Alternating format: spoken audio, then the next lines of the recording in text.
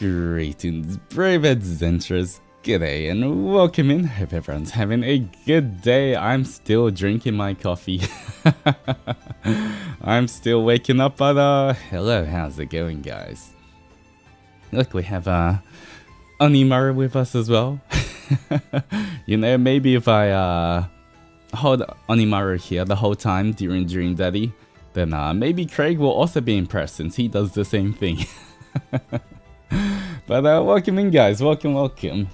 Alright, we are playing Dream Daddy today. We will see if hopefully we can get to at least one good ending today. But yeah, guys, I posted my schedule. So before we start, let me quickly show you my schedule. How do I do that? Alright, we'll go to the other screen.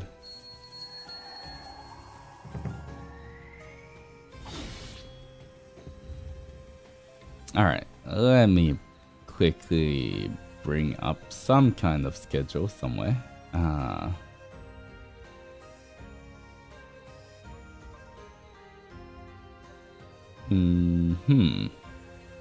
Weekly schedule. Oh, there we go. I found it. Alright. Let me show you. Alright, here we go, guys. Schedule. If you haven't seen it, I have already uploaded it to Twitter and YouTube. This week is going to be a big one as well. This week, lots of streams, guys, so be sure to check the start times, because there's a lot of different things going on. But today we are playing, as you can see, on Monday we are doing Dream Daddy right now. Guys, later on, in about, I would assume 6 hours, looking at the time. Okay, in about 6 hours, we are doing another art stream where I'll be making an alert, this time, for memberships. You know, just so that, just in case things get busy, I want to have the membership alert done, so that eventually when we do get monetization and memberships, then I will have them already ready for, you know. So it's gonna be a lot of fun. We will figure it out. It's gonna be something based on the adventurers. I don't know what the alert would be at the moment, but it's gonna be cute. That's all I know. It's gonna be cute. I will. It's gonna be very similar how, you know, I drew and rigged the Onimaru one as well. But you know. It'll be something. We can think of it together, guys. Alright, tomorrow we are playing Puppy Playtime. There's so many good suggestions you guys gave for horror games as well. So I think every week we'll try to go through at least one horror game. I think for Puppy Playtime, tomorrow I will be playing part 1 and 2. I think there's part 3 and 4 out as well. But I think part 1 and 2 should take us about 2 to 3 hours already, part 1 and 2. So we'll be playing part 1 and 2 of Puppy Playtime. I think for the horror game that Onimaru will play when we hit 15k on YouTube, is going to be that Into the Pit, the FNAF Into the Pit. That's going to be Onimaru's game. So I will play Puppy Playtime. Anyway, Wednesday, guys. I'm so excited. Finally, time for gacha. I mean, I don't think we're doing gacha because, you know, in Starro. I'm waiting for Sunday to come out so we can pull for Sunday. So no gacha technically in Starro until Sunday comes. I think, depending, we'll see. But we are playing Star Rail on Wednesday.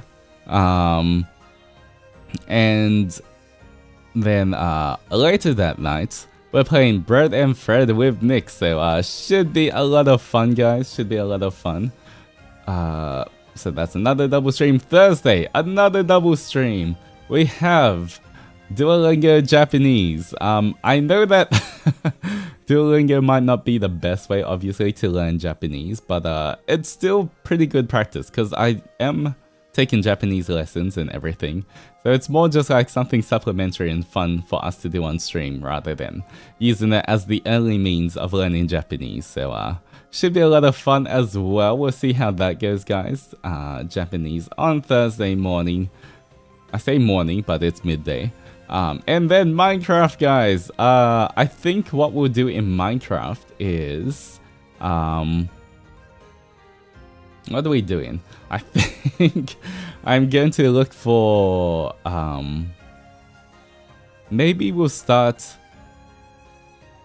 building a few things. I'm not sure. Maybe we'll like section out a little place that we can start building a little bit before we do our whole island. Just so that we can kind of get the look and feel of how the whole castle is gonna look as well. Yeah, can't wait for Sakura. Oh, we can also do that. I think that's gonna be one of the last things though. Like once we build a lot of the houses and everything else, then we'll just populate the island with lots of Sakura trees. So that should be a lot of fun. But I think I want to build... Maybe we'll try build some Hadzu houses as well. You know, temporary shelter for you guys until we build something else. But I think we want to start getting like figuring out what material we want to use for the houses as well. Like what kind of wood, what kind of tiles for the rooftop and everything. Just so you know, everything isn't too chaotic. You know, I want everything to be like of the same kind of theme. So we'll figure that out, guys. You know, perhaps if I get carried away, we might, you know, expand on the 100 houses a little bit. But we'll see how that goes. That should be a lot of fun. I can't wait for Minecraft. I always have a lot of fun playing Minecraft. Yeah. Alright. Friday, another Zatsu stream, guys. Friday, getting over it. We will be playing Getting Over It, guys.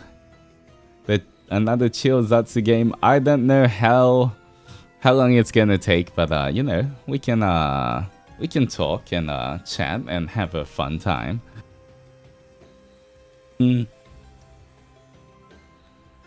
Yeah, so playing Getting Over It on Friday, and then on Saturday, guys, Genshin Impact's another gacha. Actually, you know the new character that's come out? I'm not sure if I want to pull for or not. She seems pretty cool though. I know that yeah, is it Cheska? Yeah, maybe Cheska. I haven't really looked into her too much, but I swear she's like flying or something.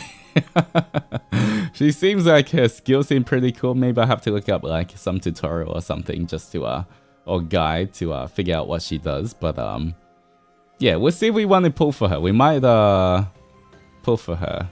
She's cool, but Mavuika is coming soon. That's the Pyro Archon, right? Ooh. Ooh. Ooh, true. She's really fun. I've been playing her and she makes exploration easy. Alright. Maybe we might just have to be a ninja and Xing Xing do a little bit of swiping for when the Pyro Archon comes out. I don't know. We will see, guys. Maybe we get super lucky. Who knows?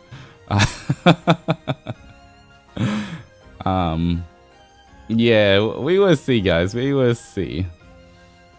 Swiping, I mean, look, I haven't swiped in Genshin for so long, but at the same time, I do not have. I don't have. I don't think I have enough Primo Gems for everything right now. We will see how it goes, guys. We will see. You know, we get really lucky. Maybe we'll just get that 10 pity. Who knows? Alright. And then, of course, Saturday night, we'll do an Onizatsu again. I will go through art appreciation. I'll try to go through and save a lot of the art that everyone has drawn. And we'll go through them and appreciate the beauty. And then after that, depends how long that takes. I think it's going to take quite a while because we have a lot of art to go through. Because I'll try to find all of the art that people have drawn. if I don't show you art on that stream, it's most probably because either it's mostly because Twitter is hiding. For some reason, some people who tag the art tag, it doesn't pop up when I search for them. I don't know why. Like, I see it pop up on my For You page and like, oh, I haven't seen this one, and it has the art tag. But when I click onto the art tag, it just doesn't pop up in the art tag itself. So I'm not sure why that happens, which kind of sucks, because I want to see all of the art. But thankfully, sometimes my For You page kind of like, it's almost like I'm living in your walls, because I see almost everything, thankfully. Thankfully, I see almost everything. And then on Sunday, guys, finally we're taking 1 day break. I say we're taking 1 day break, but Roscoe's 3D is on that day as well. And I assume there's gonna be like, you know, the what's it called? The pre 3D debut thing that like we were at that Zenny's one as well. So I see, yeah, the pre-party. I assume one of the Evelyn members maybe, or someone's gonna host that. I don't know who. Maybe, yeah. Hopefully someone hosts that. So if there's that, which I think there should be, but I don't think it's, I haven't seen confirmation yet. But if there is one of those kind of things, then I will join there as well. It'll probably be someone from Ravenous because what?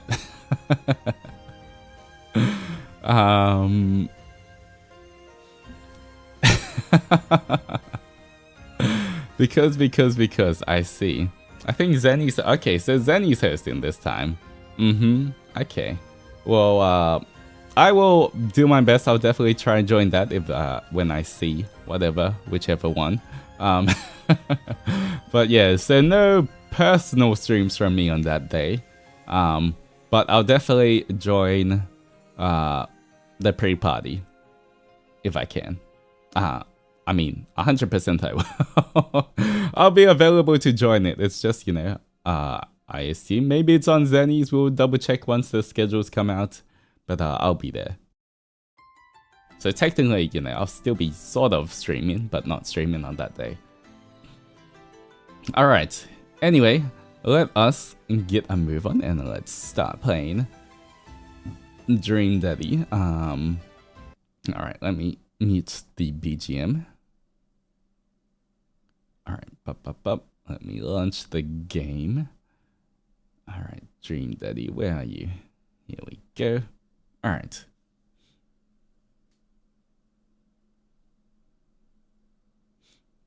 I would be so sad if Altus and Zendoji doesn't show up to the pre-party. I will always I will always be at the pre-party. As long as I can, I will always pop up at a pre-party.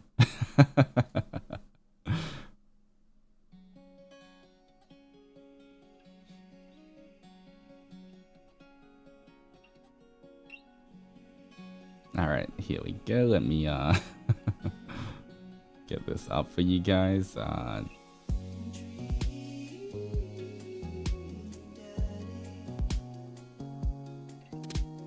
I'm always here to support the boys, guys. All of the boys, whatever they're doing, I would try always be here to support them. Alright, here we go. Yeah, I love all the boys. Anything that they invite anyone to join, I would join. I will always be the first person to put my hand up and like, I'm free, I can do it. It doesn't matter if it's at 4 AM, I'll do it. Alright. Continue. Alright. Okay, I assume this is the one.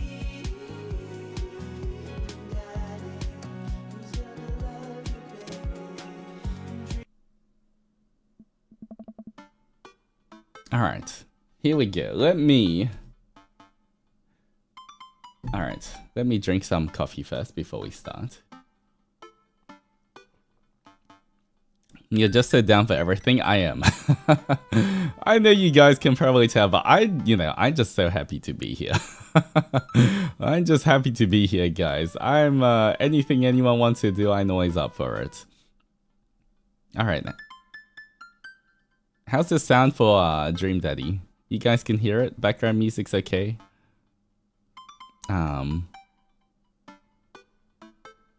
Alright, sound is good. Here we go. Alright. So, you excited for the cookout today? Excited to beef up my grilling skills. If there's food, I'm excited. Alright, we're Dad. We have to... Dads always have to go man the barbecue, you know? They gotta man the grill. I'll see this as a learning opportunity. If I can snake some hot grill tips, I think we consider it a success. Do you want to meet some of the people in the neighborhood?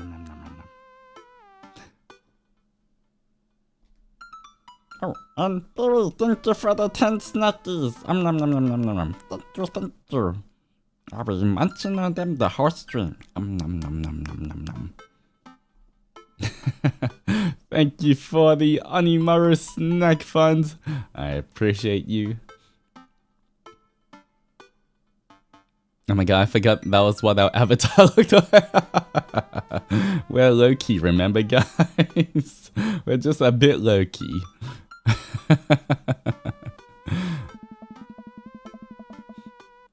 Alright. I'll probably end up standing uncomfortably in the corner with a plate of food and hope that nobody talks to me. You know what's so real? I feel like, especially in the past when I was a lot more shy, when I was a young Oni, this would be me. I'd be like, I don't know anyone here. I'm just going to, does this house have a dog? Can I just go talk to the dog?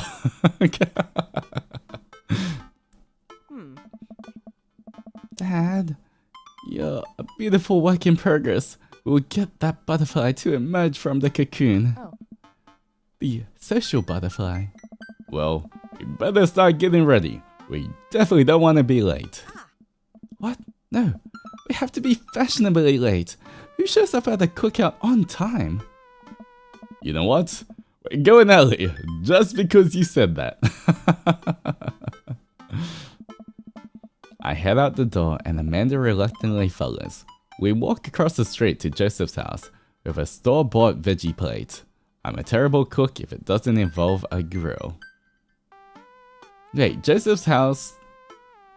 Was that the blonde guy? Who's Joseph again? Was that the one with the scary kids? Or was it someone else's? It was? Oh god. Oh god, why are we going back there? I feel sorry for Loki. Alright, Loki, you got this. I guess we're not as early as we thought we were. Joseph's backyard is already packed with people and the smell of hot dogs wafts through the air. Small children run through a sprinkler and adults chat in clusters.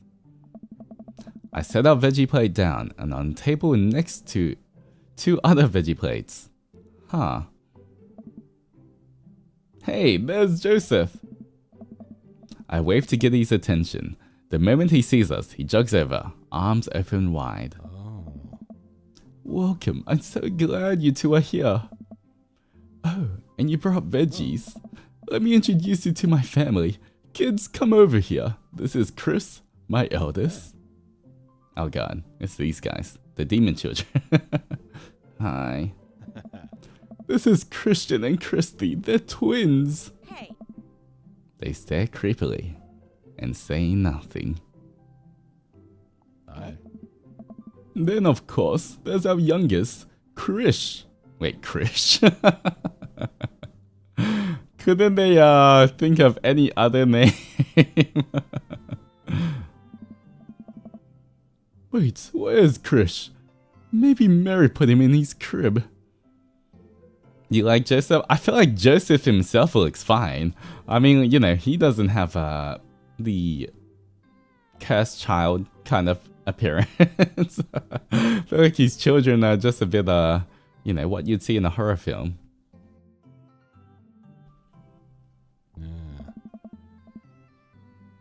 Oh, and how could I forget my lovely wife, Mary?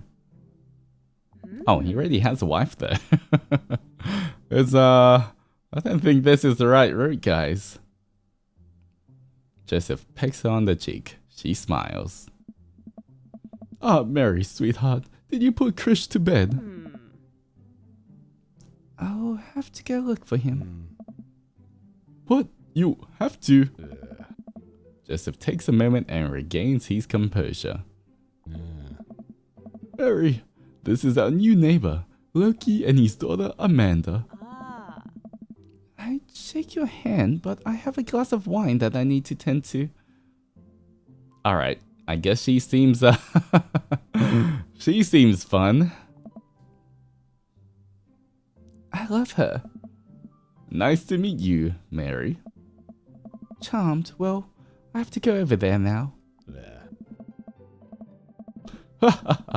My wife has a wonderful sense of humor, praise you. But please, you two enjoy the barbecue or the guys are really excited to meet you. Here, let me introduce you around. This is Robert. He lives just across the way. Ooh, alright. He kind of gives me like disheveled old man Risley.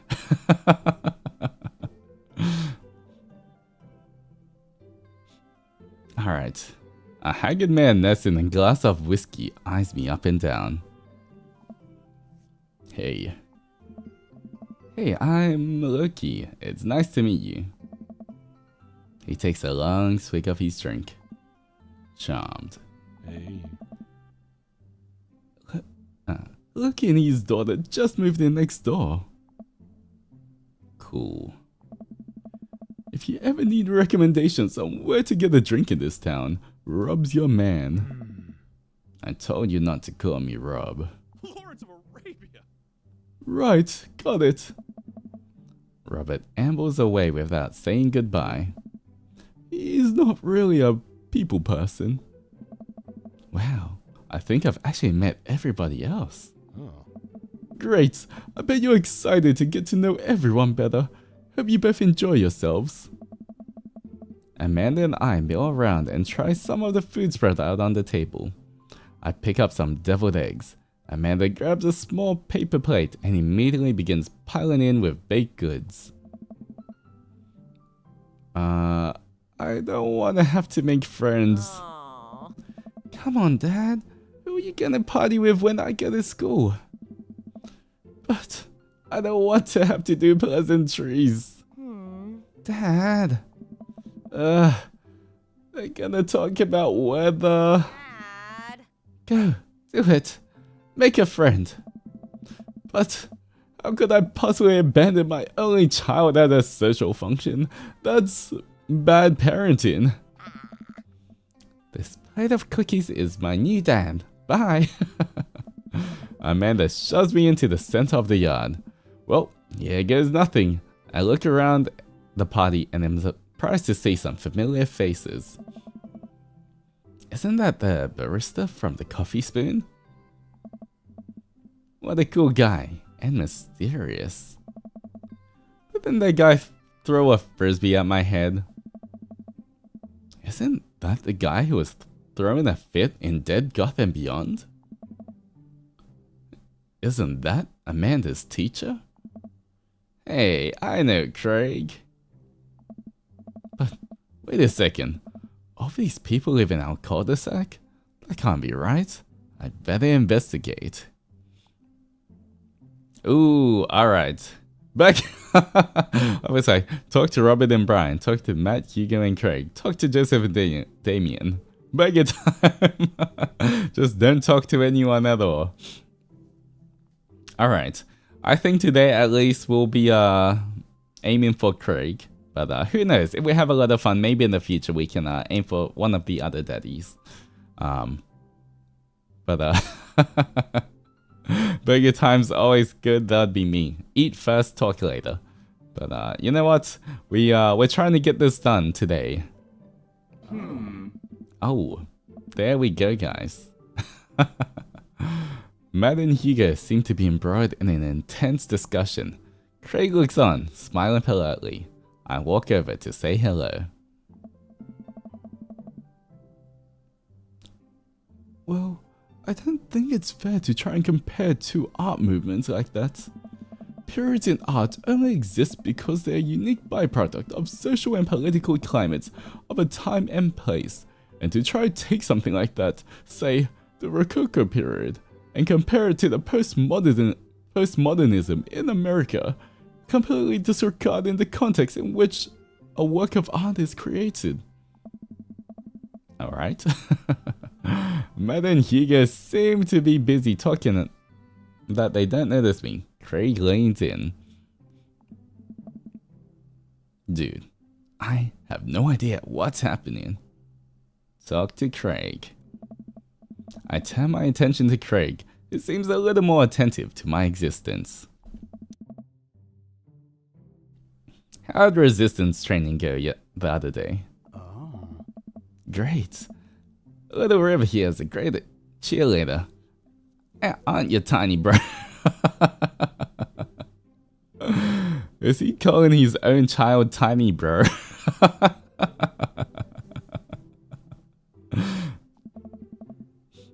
Craig grabs River's arms and waves them around. Oh. You can do it, Dad. I'm so proud of you. I'm sorry for pooping on you. She must be a handful at that age. They always are. Hey. But it's so worth it. Craig grabs River's arms again and waves them around. Ah, what a good dad still. Oh. Also, I'm sorry for throwing up on you, Dad. How you settling in? Almost done. Does he want to give us a hand to finish up? There's still a few odds and ends to take care of before I can really call myself settled, but I think we can upgrade the situation to livable. Oh. We did livable throughout the entirety of college. Yeah, my goal was for Amanda to live the sort of life that didn't involve eating spoonfuls of ranch dressing as a palate cleanser between different types of pizza. She still does, though. Hey, she takes after her dad. Loki, how are you liking the neighborhood? It's pretty nice. Everybody's been super friendly. Hey. Seems like your daughter's fitting in just fine. Matt points across the yard to where Amanda, Daisy, and another young girl are playing. They're all sitting cross-legged in the grass, picking weeds and weaving them into little flower crowns. It's pretty adorable. The girl I don't recognize jogs over to us. Oh. What is it, sweetheart? It's a flower crown. I thought you looked cute in it. Aww. Hey. Well, there's only one way to find out. Matt takes the flower crown and places it on top of his head. Oh. Aw, perfect, perfect, guys. Am I cool now? The girl stares at him, thinking it over. Nope. But you're slightly less uncool than you were before you put it on. Hey. Hey, Loki, this is my daughter. Hello. I'm Kamencita. Amanda comes over with Daisy in tow. Dad, look, I'm making friends. Are you making friends? You better be making friends. Yeah, actually. Amanda, you remember the cool barista from the coffee shop? And my old college friend, and your teacher? Oh. Hi, Mr. Vega. I didn't realize we were neighbors. Oh. Yep. You still gonna get me that overdue term paper? Great seeing you. Amanda finger guns her way out of the conversation like a champ. She learned the finger guns move from me. I'm very proud. Oh. She's definitely a charmer. Speaking of which, where did my son go? What? Hugo looks around the party. He finally spots him because his eyes go wide. Sweet Manchego. They have so weird voice lines. Ernest Hemingway Vega, are you smoking? Oh. Ernest is holding a lit cigarette. Ooh. Nope. I see Ernest across the way. He casually takes a long drag of his cigarette and then flicks it into the gutter. Unbelievable. Excuse me. Hugo marches over to Ernest and I turn my attention to Matt and Craig. Kids, right? Man, I do not envy Hugo. The last barbecue we had, Ernest tried to shove a sparkler down Joseph's pants. Nearly burned down half the yard. And the barbecue we had before that, he actually burned down half the yard. And then it spread onto my lawn and burned down half my yard too. Hugo walks back over to us, practically dragging Ernest behind him.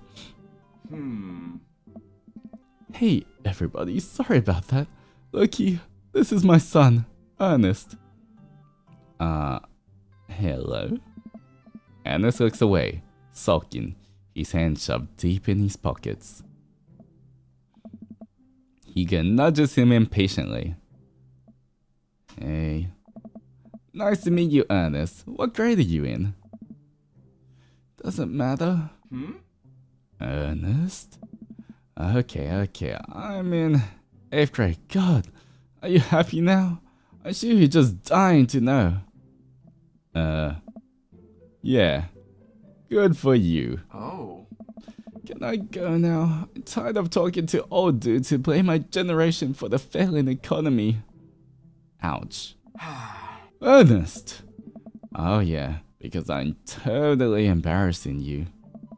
Ernest puts earbuds in and storms off to stand in the corner.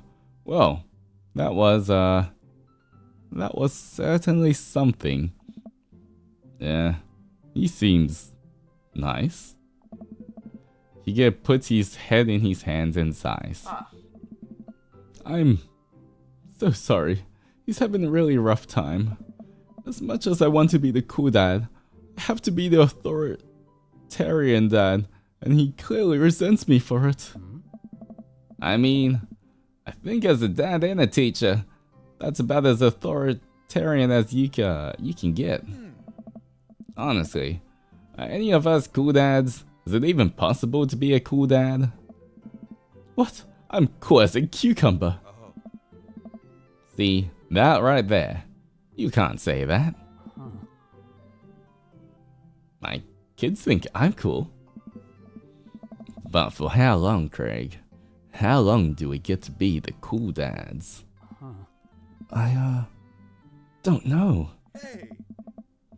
I think we just have to accept the fact that as dads, we become the machine we once raged against and accept our fates to unironically wear socks with sandals.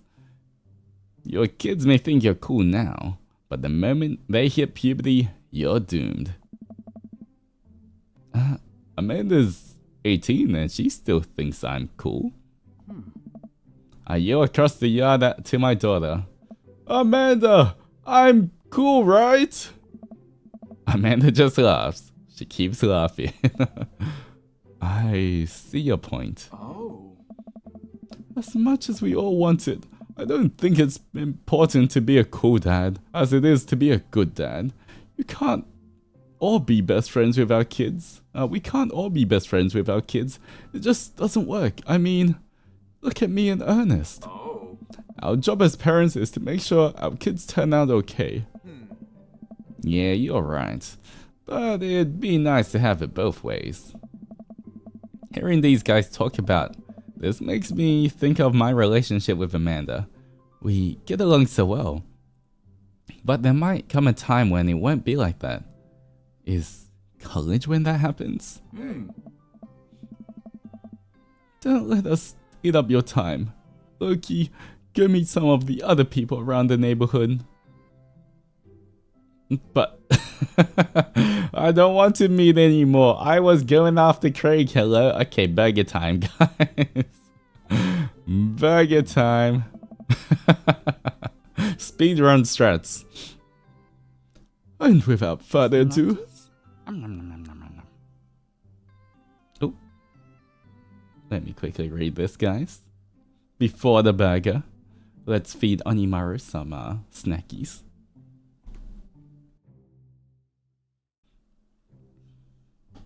And Dorothy, thank you so much for the 15 snackies. Nom nom nom nom nom nom nom nom. Hey Altus, thank you for the schedule. So excited. This is my 19th birthday. Wish you, Onimaru, and the Zendoji happy forever. It's your birthday, happy birthday. Everybody wish happy birthday in chat. Happy birthday to you. Happy birthday to you. Happy birthday, dear Dorothy. Happy birthday to you. Thank you for the snackies.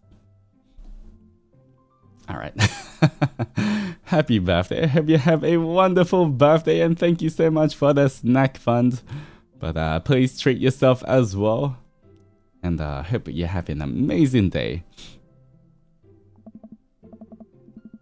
Alright.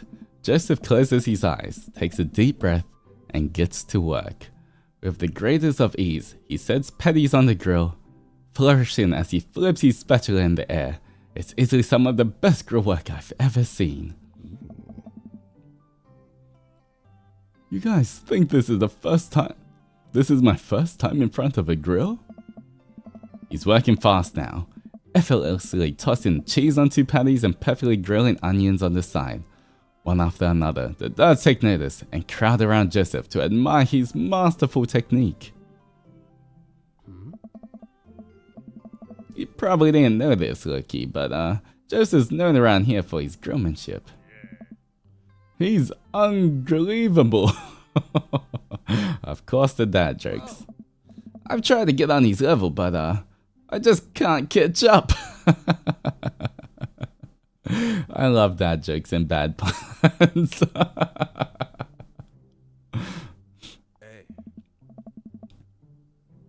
Let us keep studying. He has a rare quality about him. Mustn't we keep talking about this? Can't we just appreciate the artist? I've never seen him make a mistake. Oh, we need to stop. This is getting too cheesy. Please stop. All the children at the party boo the glorious display of puns in unison. Alright guys, the food's ready. Please form an orderly barbecue. Amanda groans. We all grab our food and hang out, enjoying perfectly cooked cheeseburgers. Man, it's so wild how all of us dads live in the same cul-de-sac. Kinda nice, isn't it? Feels like there's real community here. Totally helps you when you're just a single dad trying to raise a kid. Happy to have you, man. I think you're gonna like this neighborhood a lot. Plus, Amanda seems to be getting along with all of the kids. If she decides to get into babysitting game, she'll really make a killing. Hey, why don't you add us all on dad book? There's a dad book? Oh god. Isn't that just Facebook? Wouldn't all the dads just use that? Dad book? Yeah, it's a great social network for dads to keep in touch with each other. We're all on it, so if you ever need to reach out to anyone, that's the simplest way to do it. Sorry, I'm just an old-fashioned dad. Social media goes over my head sometimes. Don't worry, pups, I'll help you figure it out. The rest of the barbecue goes smoothly. We all trade stories and drink beer as our kids play on the lawn. Amanda breaks up a fight between Carmencita and those weird twins. I think they wanted his soul. Oh no. Amanda and I walk back to our place as the sun sets over the neighborhood. Pretty fun party, don't you think? I mean, I got a burger in me. I felt like I was at a networking event. Wish I could be playing paranormal ice road truckers. You know what? It wasn't bad as far as little parties go. Sweetie, if I can impart any sort of wisdom upon you right now, not that this was a bad situation, but if you're ever in an uncomfortable situation, always look for the silver lining. The silver linings get you through to the other side. We ate rockin' burgers today, and it was good. Yeah. Amen. Well, hey, at least you met some of the other cool dads. You should hit them up on Dad Book. Maybe I will, if I ever figure out how social media works. I have a good feeling about this place. Me too, Dad. Oh. Alright, remember to hydrate, stretch, guys.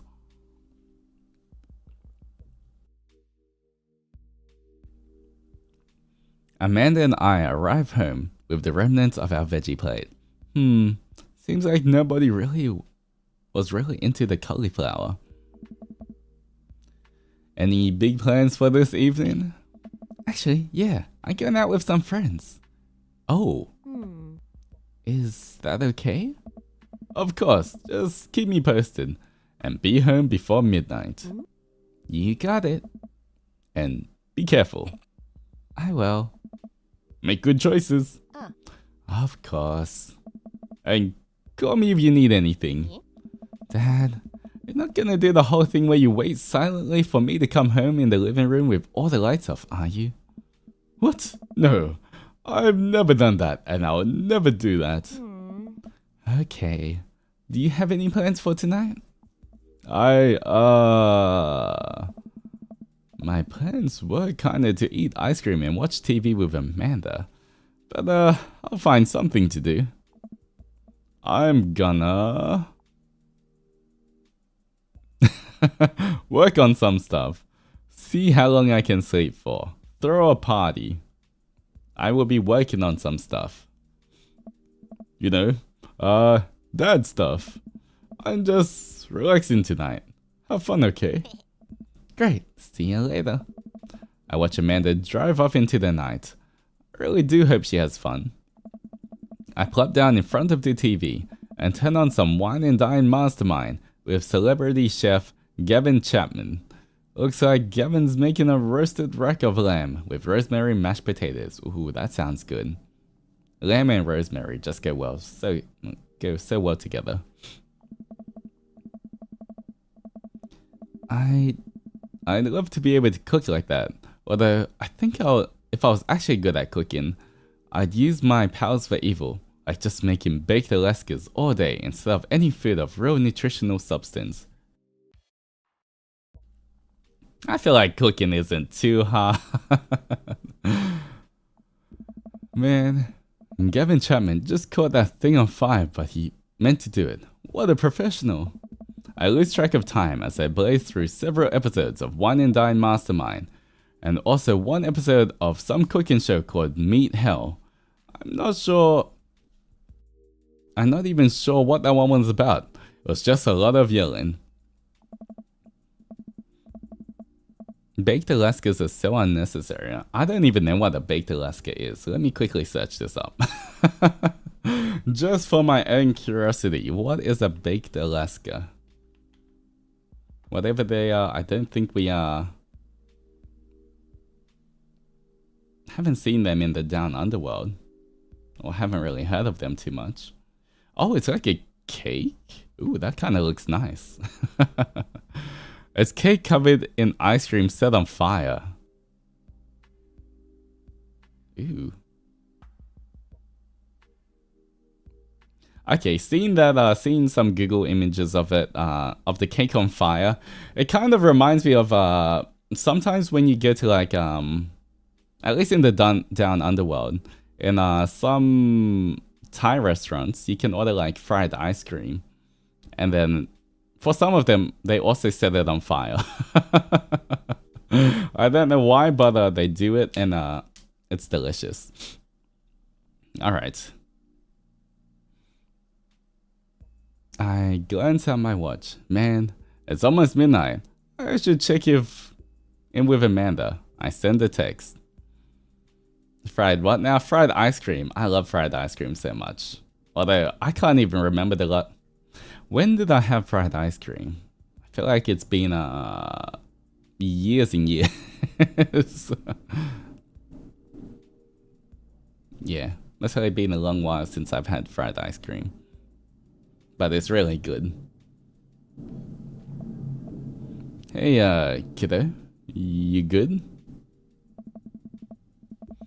I wander into the kitchen as I wait for a reply. Amanda's phone is almost always in her hands, so I'm sure she'll respond soon. Unless she's driving home now, in which case I hope she doesn't respond soon because I definitely told her to. Better than to text and drive. I reach into the freezer and grab an ice cream sandwich. It's a little late for this, but I think I earned it after a long day of socializing. I check my watch again, and then my phone. Nothing yet. Okay, see? Now I'm worried. Do I call her? Do I call the cops? No, it's too soon for that. I'll just send her a gentle reminder text. What's up? Half an hour passes. Now I'm really worried. The episode of Gavin Chapman's Meet Hell are not only not assuaging my anxiety, but possibly exacerbating it with all the yelling. So I keep pacing around the house, waiting for her to come back. Why didn't I find out where she was going? Who was she even with? Why didn't I know any of her friends' phone numbers? Why didn't I even know any of her friends' full names? Who is Emma P? I decide to send her another text. Amanda, please text me and let me know you're okay. I can't help but think of all the awful things that could have happened to her. Oh, thank God, it's her. Amanda opens the door and shuffles in. Finally, she's back home.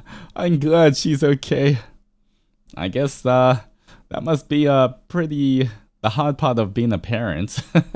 You always have to worry about your kid.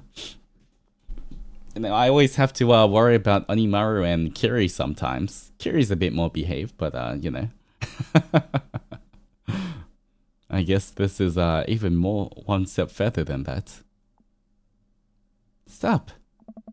Sweetie, thank God you're safe. Yep. But now that I know she's okay, I'm really mad. Why didn't you answer my text? Amanda pulls the phone out of her pocket.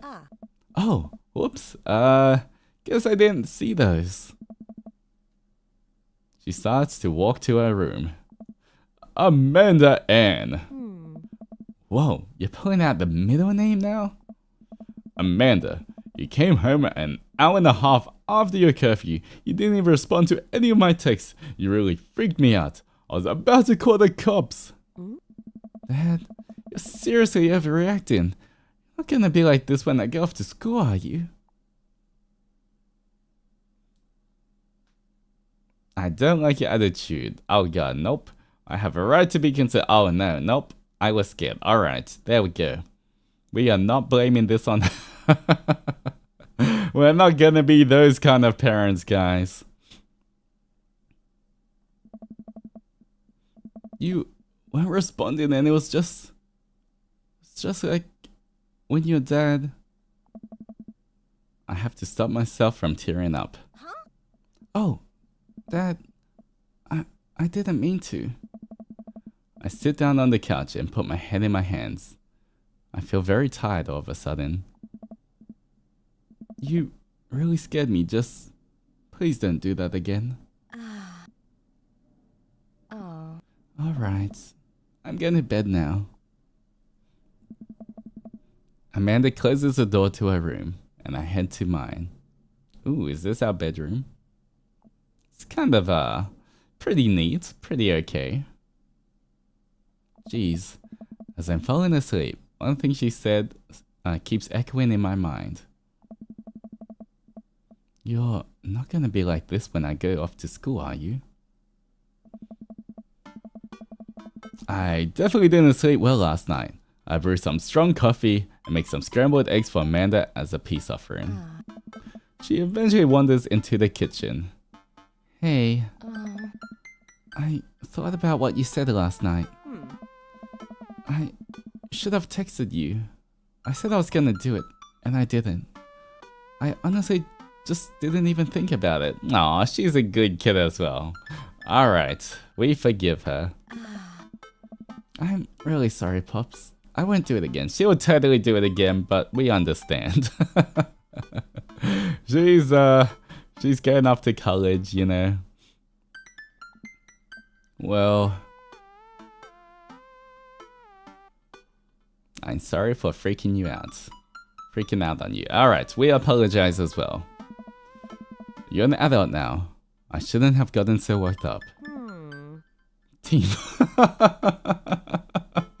I forgot our last name was Fivehead, guys. I was like, Team Fivehead? Where did that come from? Oh yeah, we're Fiveheads. Yes, we're the Fiveheads. That's right. Team Fivehead?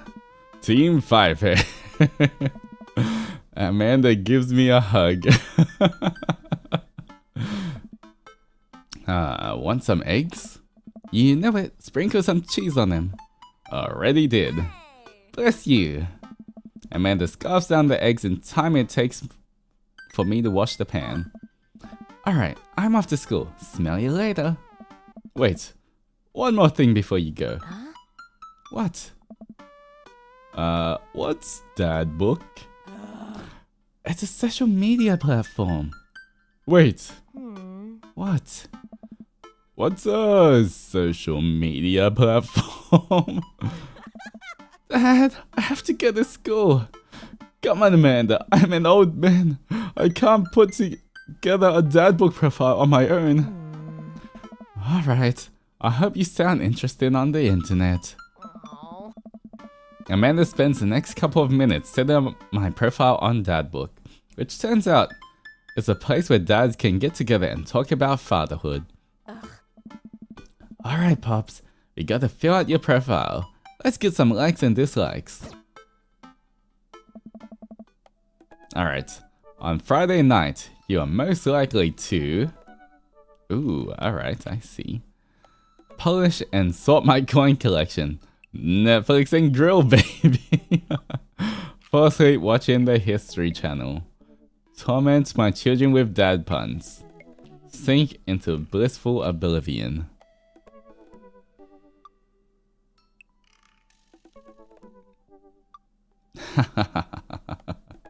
We gotta impress the other dads, okay? This is the most impressive thing. Torment my children with dad puns. If you had one thing to take with you onto a deserted island, what would it be? My trusty grill. The Lost Shaker of Salt. Castaway on DVD for instructional purposes. A boat, obviously. I don't need anything. My survival skills have trained me for this day. Loki would not survive. He definitely is a Castaway fan. Gotta talk to Wilson. What are your turn-ons? Strong dad arms. Ooh, hello Craig. Tennis shoes with long white socks. A well-manicured lawn. Street smarts. Top-tier grillmanship. Comfortable with crying. There we go. We're going after Craig, we're after the strong dad arms. What did you want to be when you grew up? Technical writer for manuals and instructionals. Salty boat captain. Pro skater who's also an astronaut. A good father. The president of space. Alright. A good father. But if you weren't after Craig, what would be your answer? You know what? You should have asked me that sooner because I forgot the previous question already.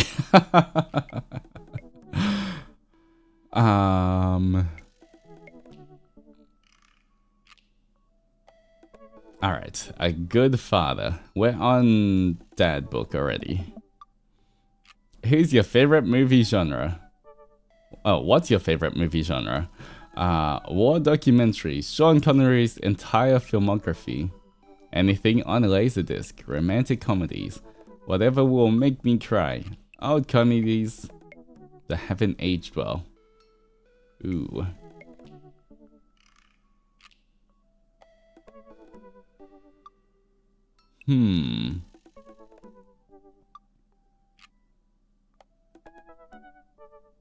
I would say, let's go with Sean Connery. That's always a good time. What's your ideal date? Ooh, napping together. Doing a 1,000-piece puzzle together. Eating a healthy dinner at 4 PM.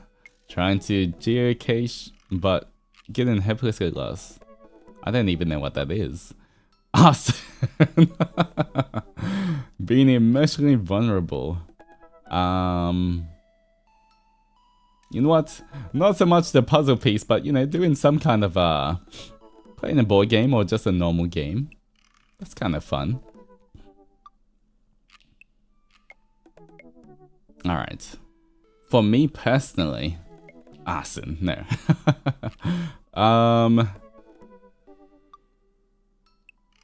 I feel like playing a game together. It doesn't have to be a puzzle piece, but you know, a game can be a lot of fun.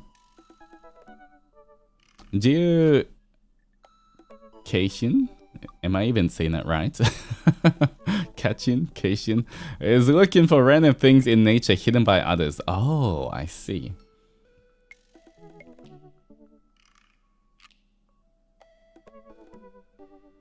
Yeah. Let's go with this one. What do you never leave home without? A sensible cardigan. My sick vape. Oh god, nope. My book of word jumbles and a pen. Nope. A cool knife. My crippling low self-esteem. Too real. I frequently forget my phone keys and wallet at home. Sometimes.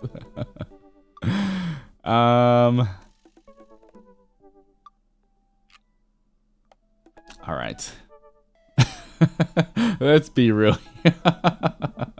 I spend a lot of time thinking about conspiracy theories, how proud I am of my child, potential ends of the world, if I'll ever be able to love myself as much as I love my girl, when I can get a cup of coffee. Yep, this one right here, coffee. Profile complete. See, that wasn't bad. Yeah, that was actually kind of fun. I could totally spend all day on here just looking at people's profiles. You should message one of them, or more than one of them. All these dads seem pretty interesting. Okay, I promise I'll make some friends. Amanda gives me a hug. Go get him, Dad. Alright. You've got dads. You've got dads. Oh, we got a message. Dad Manda. Hi Loki, it's me, your dear old friend from way back in the day, Dad Manda. I'm delighted to see you signed up for Dad Book. They've recently added this exciting new messenger service, so you may find yourself receiving messages from other dads like myself. Take care not to miss them. Amanda, is that you? What are you doing on Dad Book? Why, Loki, we've known each other since business school. How could you possibly confuse me for your amazing and talented and easy to buy things for daughter? Though, I am of course flattered. You should buy Amanda more things. Amanda, you know I didn't get to business school. I barely even managed to get my degree. Wait. No. Wow. I didn't say that. You never heard that. This is gold. I was a great student, I swear. I graduated at the top of my class because I worked hard and ate all my vegetables. Teddy holding on to this later. Wait, do you even remember what I majored in? I declined to comment. Cool. Conversation ended bad. Alright, Craig. Dad of 3. Business entrepreneur. Oh, he's a dad of 3? And fitness enthusiast. Juggling work, family, and fitness is a tough gig, but somebody's gotta do it. On a Friday night, you are most likely to get one last good cardio session in. Yeah, he is. And that doesn't involve the gym. Alright. If you had one thing to take with you onto a desert island, what would it be? A box of energy bars. What are your turns on? A sub 6 minute mile.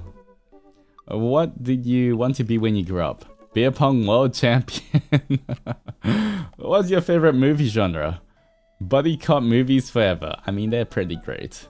What's your ideal date? Scaling a huge dangerous mountain for fun. Not sure about that one. What do you never leave home without? An extra tube of energy gel. Actually, in Bermuda, they always have lots of nice energy gel. I like the energy jelly that you can buy at all the convenies. I kind of miss them. I assume that's what he's talking about. It's like little things that like you can quickly eat to give you a boost of energy when you're doing activities like physical activities and stuff. Oh, the jelly like they want in? Yeah, I think so. That kind of stuff. Do you eat? Yeah, you eat it. They come in little like little packets that you can just squeeze out and just drink, eat kind of thing. I spend a lot of time thinking about my Milo time used to be so good. What happened? Have I peaked? Alright, let's message.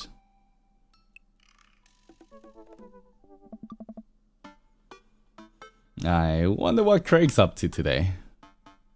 Just to get a sugar rush? Normally it's not just sugar rush. I think it's like electrolytes and stuff like that. Yeah, it's kind of like a bit of hydration, vitamins, sugar. Things to just keep you going when you're exercising. I navigate to Craig's dad book page and type out a message.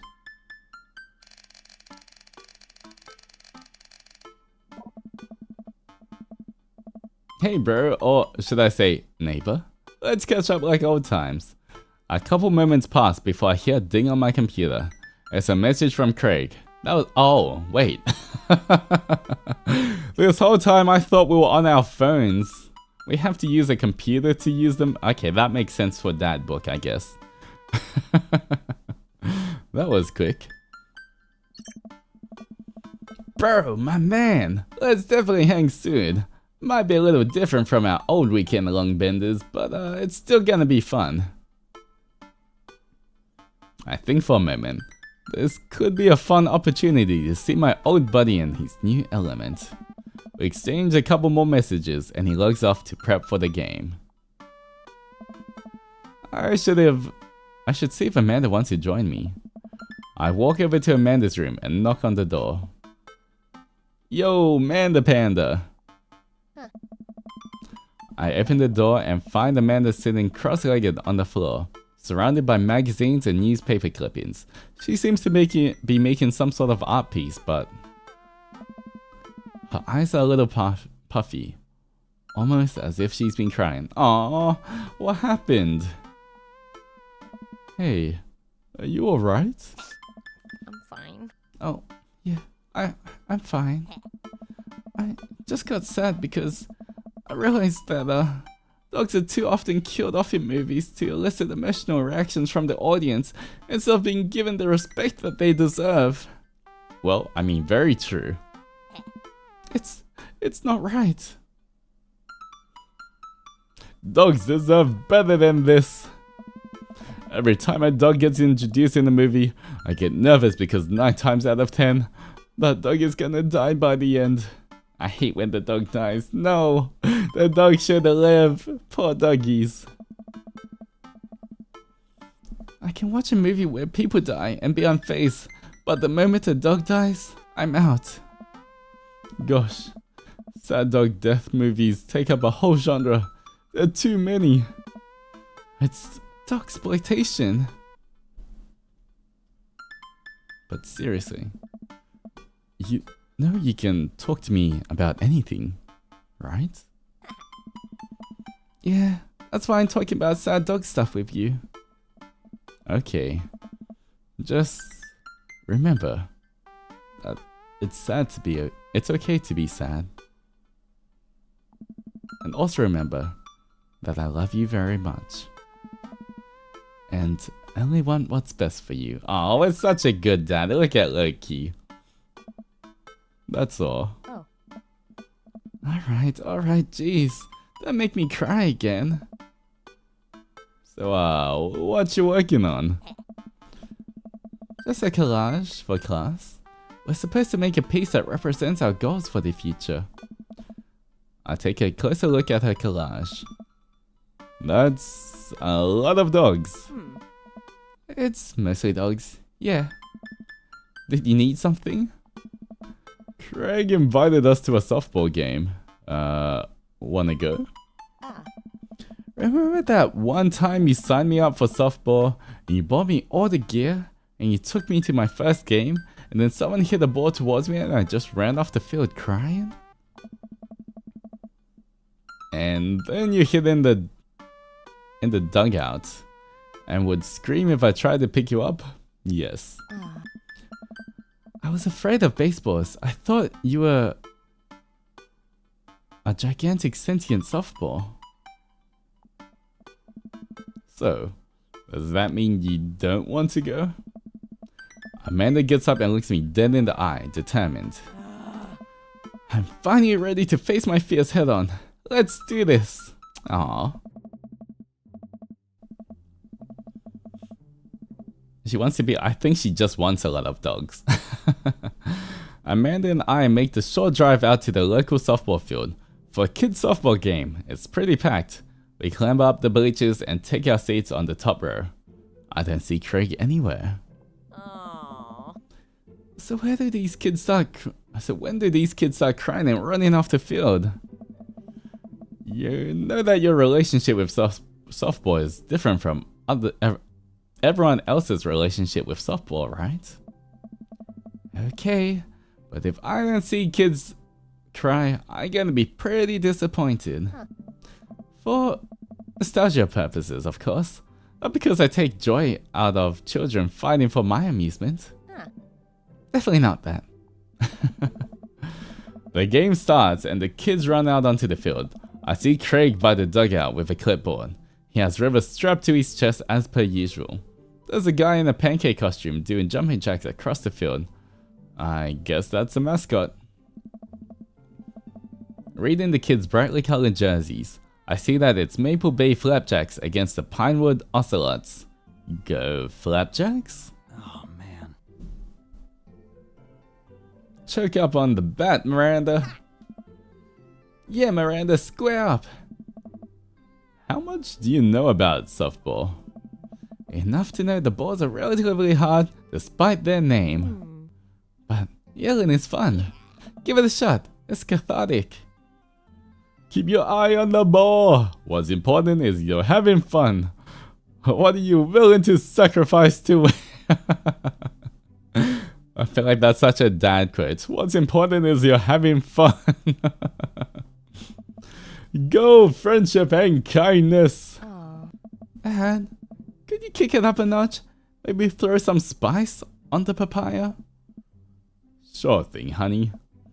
I believe in you, Miranda. We watch a couple innings of softball. They aren't ready for the major leagues yet, but Craig's trained his team pretty well. It seems like he's really good with kids. Cake Stand Craig is good with children. Whoa. Oh. It's amazing how hard they hit in the ball and how no one has run off the field yet crying. Amanda, dear, you have to let it go. I won't go. I'm perfectly fine. The opposing team is up at bat. They hit a fly ball out into center field. The tiny little girl tries to get under the ball, but it misses her glove and hits her straight in the forehead. Ooh. See? It's a completely justifiable fear. The girl plops down on the grass and starts crying.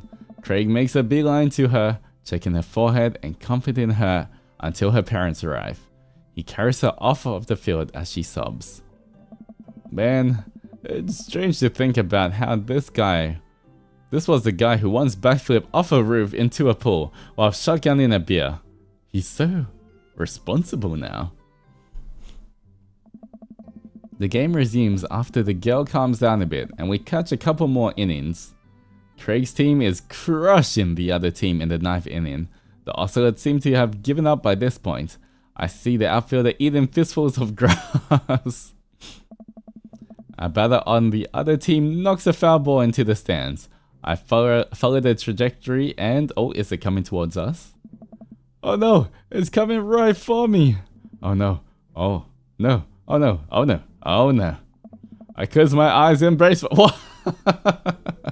Why aren't we trying to catch it? Why are we closing our eyes? Did Amanda catch it? Did Amanda save us? I open my eyes and look over to see Amanda holding the softball, staring at it in amazement. I caught the ball. You saved me. I caught the ball. Dad, I caught the ball. You did it, Amanda. I faced my fears. I defeated the softball. I can do anything. Amanda and I share a big hug. It's a tender moment that I don't think anyone else watching really understood. Aww, how sweet. I'm proud of you, kiddo. The game ends and Craig's teams are declared the victors. We sit patiently as the girls line up to shake hands. Great job, everyone. We walk over to the dugout to congratulate Craig, who's talking with some of the parents. Craig, great work, man. Thanks. We've been working hard all season, and it's great to see it paying off. I'm so proud of my girls. Speaking of which, have you met Brian Hazel? Ooh, alright. Hello. Hey, killer plays out there. Yeah, you guys rule. Thank you. You guys are twins, huh? So, which one of you is the evil one? Cute kids, I know. Definitely a lot cuter than the Joseph's demon children. Hazel. Okay, she definitely is the evil one. Wait, is this Hazel? Which one? She's smiling, she's not. Yeah, it's me. Good looking out. Do you guys ever pretend to be each other? I don't have a twin, but I think if I did, I'd be doing that constantly. Yeah, I take all of her maths tests, oh god. And I usually throw rocks at stuff when people get mad. I tell them I'm Briar. Alright, she's definitely the evil one. What? We will talk about this later. Looky, bro. I just got a couple more things to clean up, then we can hang. Sounds good. Just then, one of the mums jumps into the conversation.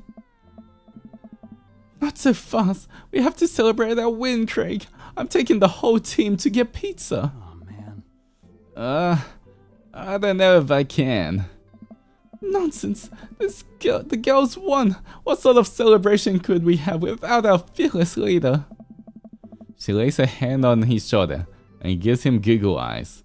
Man, this mom is laying it on thick. Get off our man, Janet, alright? Janet, go find someone else, alright? Amanda and I share a look. Alright. Is it cool if my bro comes along? The mum looks slightly put out, but covers it up with a smile. I mean, we can't really blame her. Look at Craig. But still. Of course. Where are we going? Thirsty's Pizza? What? What? It's a real place. An endless stream of girls clad in softball gear pile out of a minivan and into a local pizza buffet, which is actually called Thirsty's Pizza. Amanda and I trail behind them with Craig. Reminds me of all that awful pizza we put in our bodies back in the day. Oh. Remember how we used to just fold whole pies in half and then put taco fillings inside? You're not gonna lie, that kind of sounds like something I would try. It's a taco pizza. You know, that sounds like a good idea. I would try that. Ah, pizzacos. I could never forget. How did we survive college? Our bodies were younger back then, more elastic, more able to handle the toxic waste we put inside of us. The good old days. The kids run around, playing arcade games and eating greasy food. Amanda and I jump on a couple slices of mediocre pizza. Hey, give me a piece of that.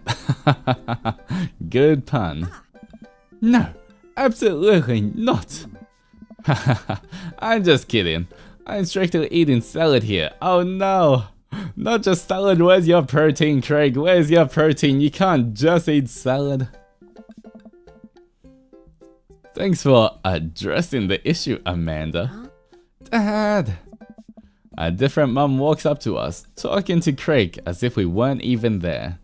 Damn, we're gonna fight all of the mums for Craig, guys. Craig, thank you so much for looking after our kids. My daughter tells me every day about how great you are. Oh, happy to look after them. Definitely helps that I have kids of my own. It's been so hard since Daniel left. I'm glad to know that my children have a strong male role model in their lives. Amanda and I look at each other again.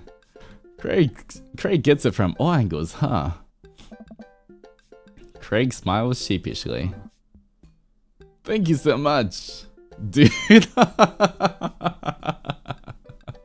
She got duded. Nice. Craig holds up his fist for a fist bump from the mum, and in what I think is a maneuver to lighten the conversation. Alright, that's one rival down. He looks super uncomfortable. I should throw him a bone here. Create a diversion. I pull out the first thing that comes into mind. Alright, who watched Long Haul Paranormal Ice Road Ghost Truckers last night? What? Callum and Flint Dogman visited a truck stop that was also a cemetery and led an exorcism of a ghost that was haunting the hot dog grill. I nudge Amanda for support. There was also a demon haunting one of the bathroom stalls and it kept throwing poop on the wall. Pretty scary stuff. Actually, now I think about it, there's a good chance there's a non-paranormal explanation for that, but still, quality television. I haven't seen that. I haven't seen that either. Wow, we have so much in common. Oh god. She's down bad. Damn. She turns her back on me to talk to Craig. Oh, that didn't work. So, I'm talking to Hazel and Briar tonight. I'm taking Hazel and Briar tonight for the sleepover. Yep, they're pretty excited about it. You'll keep them out of trouble, right? Oh, of course. But I could always use help watching after everyone tonight. if you're not doing anything. Wow. Damn, she's pulling all the moves before we can. Loki, get a move on. Loki, what's happening? Wow, this lady's really going for gold. Bro. Ha!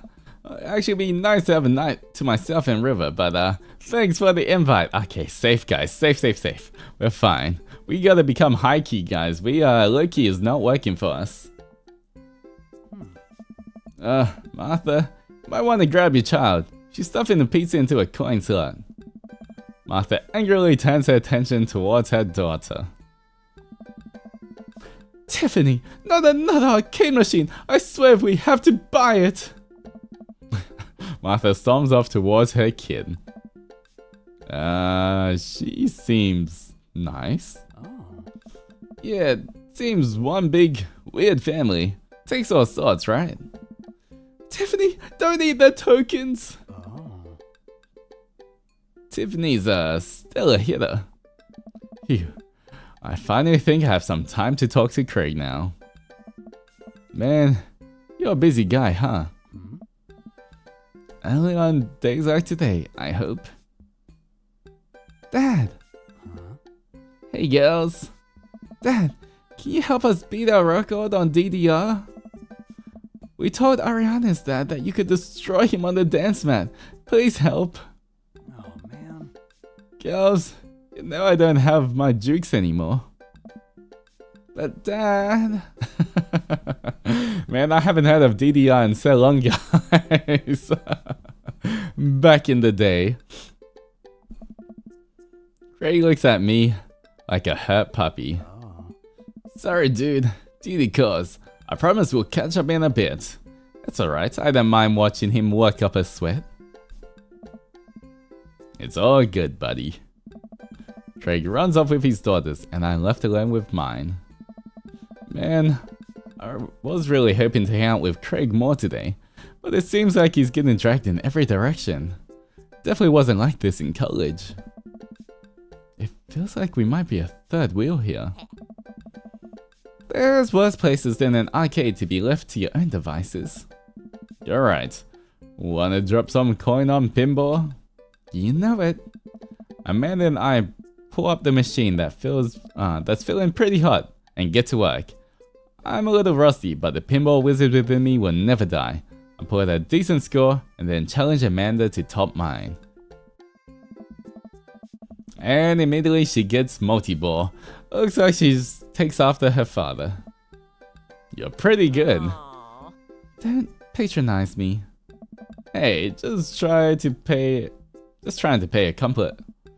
Amanda shushes me. She's in her zen zone. She fights valiantly, racking up points by the millions. She's close to beating my score, but I feel honored just being able to watch. You're friends with Craig, right? Jenna from LA walks up and leans on the pinball machine. Yeah. We went to college together.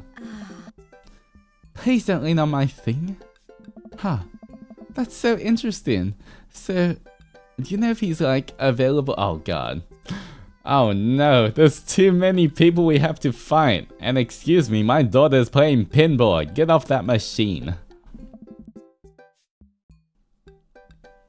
Oh, I honestly don't know if I could say.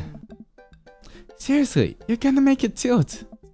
Because it seems like so much work to watch after his kids.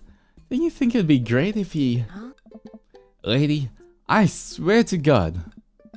All of a sudden, a buzzer sound and the game is over. Janet made the pinball machine tilt. God damn it, Janet, get out of here. You stone harpy. What?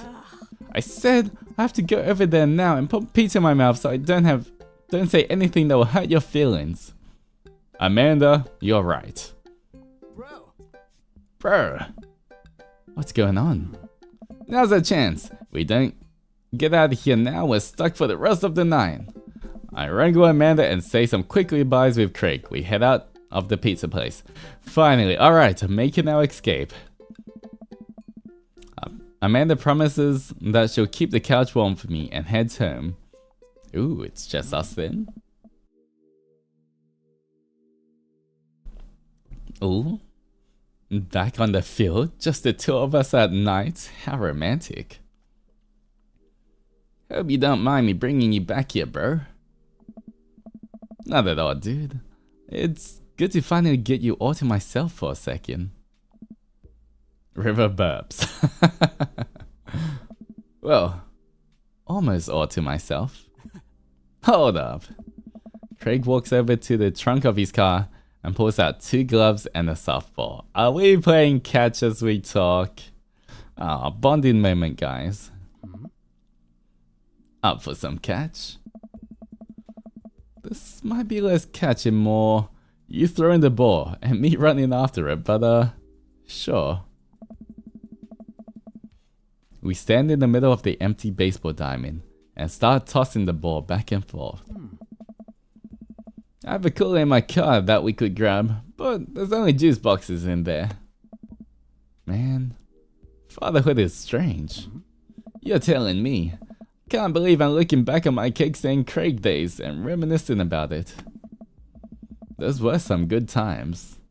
I don't know anyone else who could pull off the rare horizontal cake stand. It was a feat of discipline, bro. Trust me. I haven't properly hung out with Craig in so long. I don't even know where to begin. Ask about business, ask about the kids. Okay, we'll go from top to bottom. Hopefully we get to ask about everything. Alright, we got some hearts. So is softball coach the life you wanted? Or was it the life that was thrust upon you? Oh. Admit that I was hesitant at first. Brian and Hazel had so much energy that we just had to get them into sports. But no one was there to run the team. The more I did it, the more I saw how much it meant to other girls. I'm worried there'd be a riot if I quit. I would also be afraid of a bunch of tiny children with metal bats. Oh. They're quick and they work as a team. I've trained them too well. They take you down like a pack of velociraptors on a T-Rex. Exactly. Alright, ask about the business. More hearts.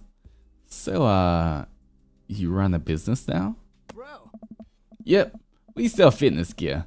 Imports and exports, but we're coming up with our own line of athleisure wear soon. I nod. I mostly use my sweatpants for watching TV and not, you know, sweating. Sounds like he'd make a killing. If you ever need athletic gear, I've got your back. You could sponsor me. I'd rep your athleisure wear brand while I mowed my lawn. Oh. That is the glamorous lifestyle we're catering to, yes. Ask about the kids. I can't believe you're a father of 3. Neither can I, you know me. I'm an indecisive person. You switched your major 4 times. Oh. Yeah, I had no idea what I wanted to do with my life, but raising kids, when Brian and Hazel were born, it all finally made sense. It was like all the time I had spent trying to figure things out led to them. Aw, such a good dad. I couldn't be happy about it. I don't think I'd ever cared about anything as much as I cared about them. I had the exact same feeling when Amanda was born. It was the best thing to ever happen to me. It could be the only thing that ever happened to me, and I'll still be proud of the life I lived. It's nice out here. Quiet. Must be good to get away from the softball moms for a bit, huh? I don't know. Christ, Janet. Yeah, that was a lot. Are they always like that? Actually, this wasn't nearly as bad. Yikes. I don't know. I'm just so not interested. Well, what are you interested in? Ooh, asking the real questions. Asking the real questions. I don't know. Oh. Peace and quiet. That's hot. Hot silence. Not sure I would have said the same thing, but go off, Loki. Go off. You got this. Hot silence. Alright. Dude! My ultimate sexual fantasy is sleeping in on a Saturday. But more seriously, I just can't get back into dating right now. Couldn't even if I wanted to.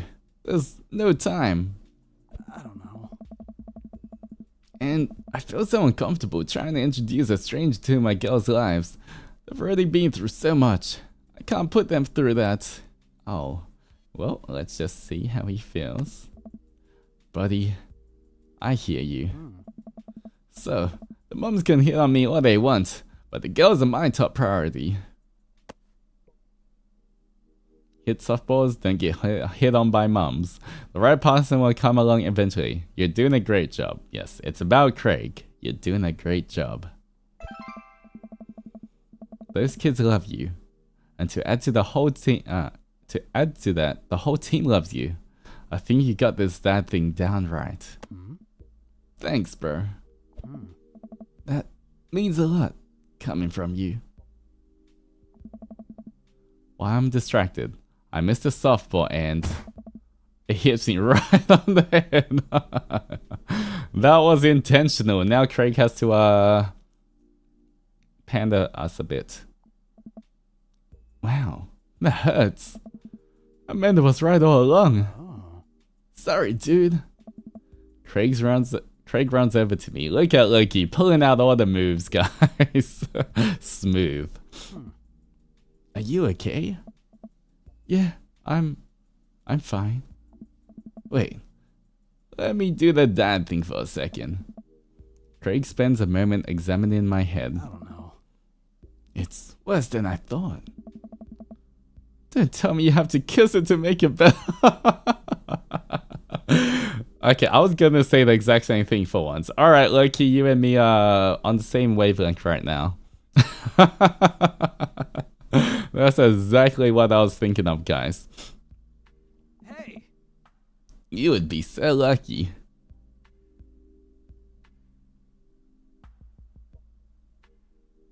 That was planned. I mean... You probably then teach some more advanced techniques to little leaguers, but Babe Ruth used to catch balls with his teeth all the time. I still got it. Ha! Maybe they'll learn in high school. I get up and dust myself off. River yawns. Hey, little buddy. Must be getting tired, huh? Hate to say it, but I should probably head out. Sorry things are so... You get older and life just kinda gets in the way, huh? We start walking back to the parking lot. At least we got closer. Hey, remember that one house party we went to that got broken up by a helicopter? Hey! How could I forget? You and me hopped over a concrete wall to get away. But the other side of the fence was a parking lot where a bunch of cops were parked. Oh man, yeah. Could you imagine the look on our faces? We just walked straight past him like we're out for a stroll. And not knowing that we were at the party, they started joking with us about how big of a bust it was. We had to talk to them for 30 minutes. You told them you were interested in joining the academy. And then they started giving me pointers for the exam. Longest 30 minutes of my life. Man, college. Good old days, right? We get back to our cars. Craig pulls me into a hug. Or at least, as much as we can manage with a baby between us. Aww. Never enough time, huh? Guess not. Let me make it up to you. Let's hang soon, yeah? I like that. Alright, I would say it's still a success, guys. That was still positive. We're going in the right direction. We don't have to speed things up. Baby third wheeling. It's alright. He's that's something important to him, you know? I yawn as I walk through the door, spotting Amanda hunched over her collage, glue stick in hand. Burning the midnight art oil? Figured I might do something productive between episodes of Shark Hunter lip sync battles. Do they sharps lip sync or do the Shark Hunters lip sync? Yes. I look over her shoulder at the collage. Amanda, this is some good art. Look at this good art you made. Thanks, I'm just about done. Like before, it's still a lot of dogs, but one corner's a giant pile of cash, and the other it's... Amanda, is that me? Huh? Yup. The whole thing is about my goals for the future. And those are basically just to sit on a giant pile of money with my 20 dogs and also have a strong and mutually supportive relationship with my father into adulthood. Aww. Aww, look at her. She's such a good kid. She still wants to take care of her dad. Oh, now you've done it. Get ready to watch your dad cry. Here it comes. It's happening. Oh, Dad. You did this with your good art. She pats me on the back. Hey, how was your hang with Craig? I wipe a tear from my eyes. It was good. That Craig guy sure is busy. Yeah, dude. The stuff for life isn't for quitters. Also, I'm very proud of you for facing your fears today. How does it feel? On the top of the world, Pops. I should start facing my fears more often. Oh yeah? How about tomorrow we hit some empty parking lots and practice, dare I say, parallel parking? Baby steps, Dad. I'll work my way up to it. Alright. I'm gonna hit the hay. Take care of the late night television for me, alright? Parallel parking isn't too bad. I mean, I feel like... Yeah. I feel like once you get the hang of it, it's pretty much just rinse and repeat the exact same steps over and over again. There's nothing different about it. You hate driving? For me, especially in my friend group, I'm always like the designated driver. If I ever go on a road trip or like we ever go anywhere, I'm always the one driving. So I don't know. I'm kind of used to it. Take care of the I'll let you know. I'll let them know you said hey.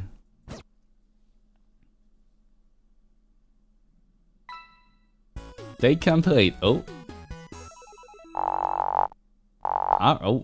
What is this? Dad points? Daddy points? Rank A? Okay. I'll take a rank A.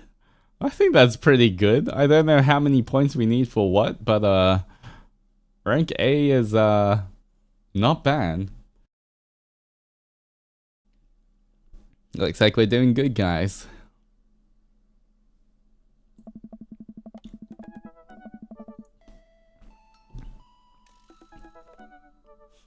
The Riz worked. A for Altus, very good. That's true, A for Altus. While I'm doing my afternoon work, after I blah blah blah blah blah blah. All right. While I'm doing my afternoon word jumbles, I hear the mail truck pull through the cul-de-sac. I wonder if we got any coupons today. The nice mail person slides a couple letters in a large yellow envelope through the slot. It takes a couple of tries for them to get it in. Hey, my coupons. I take a closer look at the large yellow envelope. I lightly knock on Amanda's door. She probably has headphones on. Amanda? She yells through the door. What? I have something for you. I'm kinda busy right now. Can you come back later? Okay. Just thought you'd want this big envelope we got from HIA. Ooh, is that a university offer? Hey! Immediately, Amanda pushes her door open. Horn Institute for the Arts?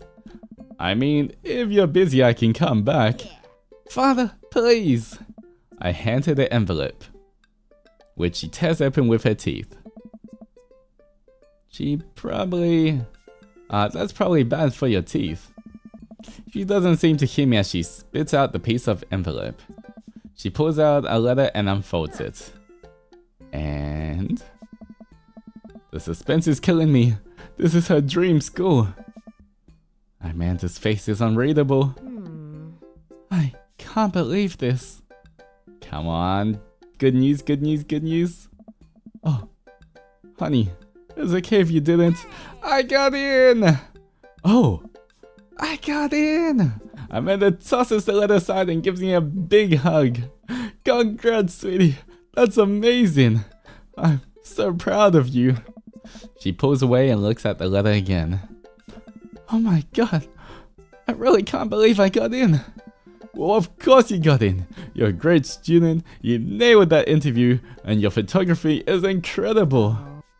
Wait, Dad. I know this one's really expensive, and it's so far away. I think for a moment. HIA was one of the more expensive schools that Amanda applied to, but I know she's had her heart set on it for the longest time. It'll be tough, but we're gonna make it work. Really? Of course.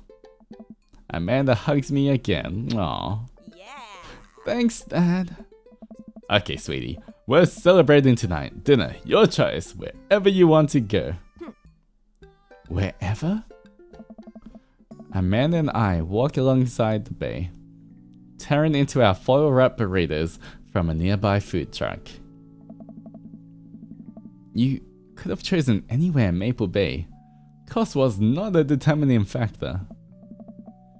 Please, Dad. You know I'm a simple gal. Just give me a burrito with a view. I can't say I'm mad. Amanda and I sit on a patch of grass and watch ships sail lazily through the bay. And the dorms are right near a bunch of cafes, and there are all these galleries nearby. And there's a discount if you bring your student ID and... Amanda, slow down. You're gonna choke on your burrito. I know, I'm just excited.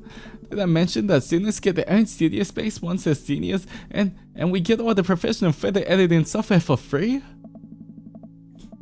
It's nice to see Amanda so enthusiastic about HIA, but I wish she wouldn't do it between bites of a burrito. I thought I taught her to chew with her mouth closed. I wonder who my roommate's gonna be. You take a survey online and they match you with someone with a similar major and interest. I bet we're gonna be best friends. Craig and I were. A good roommate can be a lifelong friend. But don't even get me started on bad roommates. Oh no. I'm just kidding. We didn't have a bad roommate. Our only other roommate was a puppy that Craig brought home one night. We spent a semester fabricating a story about our new foreign exchange student who had a really bad cough that sounded exactly like a dog's bark. Carl ruled. Oh, they let you have animals in the dorm if you get a note saying you need one. I bet I could forge one. I think I'd get a rabbit. Or maybe a snake? Or maybe both. Would the snake eat the rabbit though? Oh boy. I think I'll leave all of that up to you.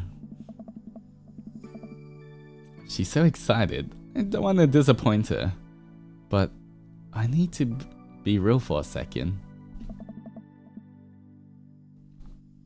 So, you know, I had a talk with Mr. Vega. He didn't tell you about the dumpster fire, did he? What? No. I don't want to put a damper on the good mood, but I need you to knock it out of the park these last few months of school, okay? If you really want to get the horns, we need that scholarship money. I know you can do it. Okay. I promise I'll try harder. I pat her on the back. Think you can handle a 14-hour drive to come home for the holidays? There's gonna be some treacherous ice roads to cross. And don't even get me started on the paranormal occurrences. Well, it'd be worth it if I get to see you. Aw, that's so sweet. My eyes immediately well up with tears. Oh, Dad, don't cry. Sorry, I'm just very proud of you. We're all grown up now. You're all grown up now, and you're such a good person, and I hope you know how important you are to me. Dad, stop. You're gonna make me cry too. It's too late, honey. It's happening. Dad, I can't get tears in my burrito. It's gonna make it taste sad. I pull Amanda in for a hug and kiss her on the forehead. Love you, kiddo. Love you too, Pops. Aww, how sweet.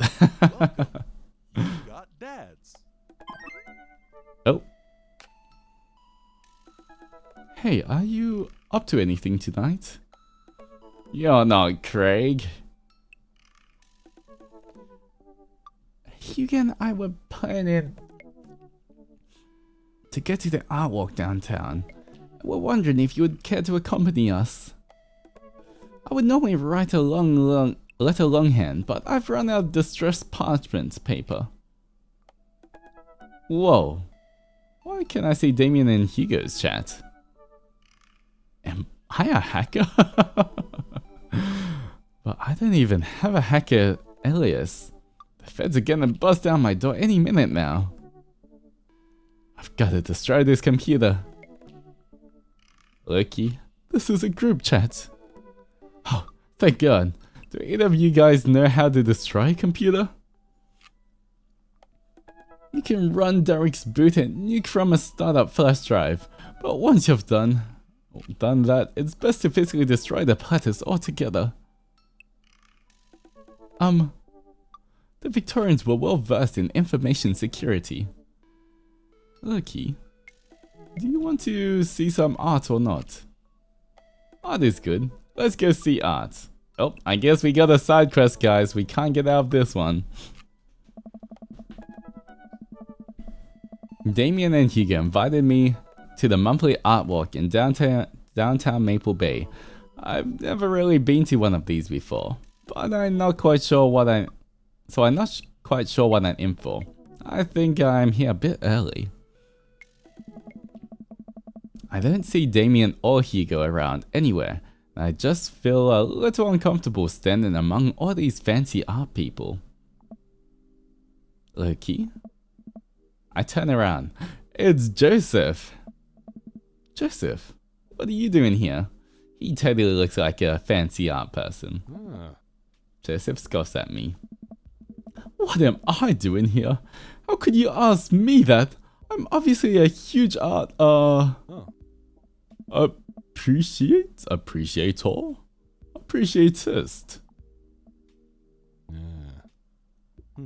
Okay, fine. Damien invited me to this art walk thing. I guess he invited you too. Yep. Admittedly, a little out of my depth here. Thank God. I thought I was going to be the odd one out. Are you allowed to say that? Say what? You know, thank God. Yup, I actually get double points when I say it since I'm a minister. The points get you into heaven. That's how it works. Anyway, where are the guys? I look and spot Hugo and Damien, who seem to have just arrived at the gallery.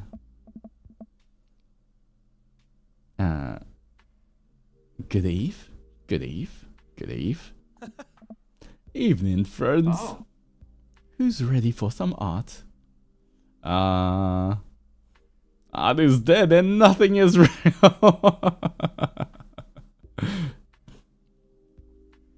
Let's be honest, I have no idea what I'm in for. Same. Oh. All you have to know is that if you're ever feeling overwhelmed, there's generally always a table that has free wine and cheese. I like art now. I've got the table in my sights. Now, if you excuse me, I'm gonna help myself to some tiny wines.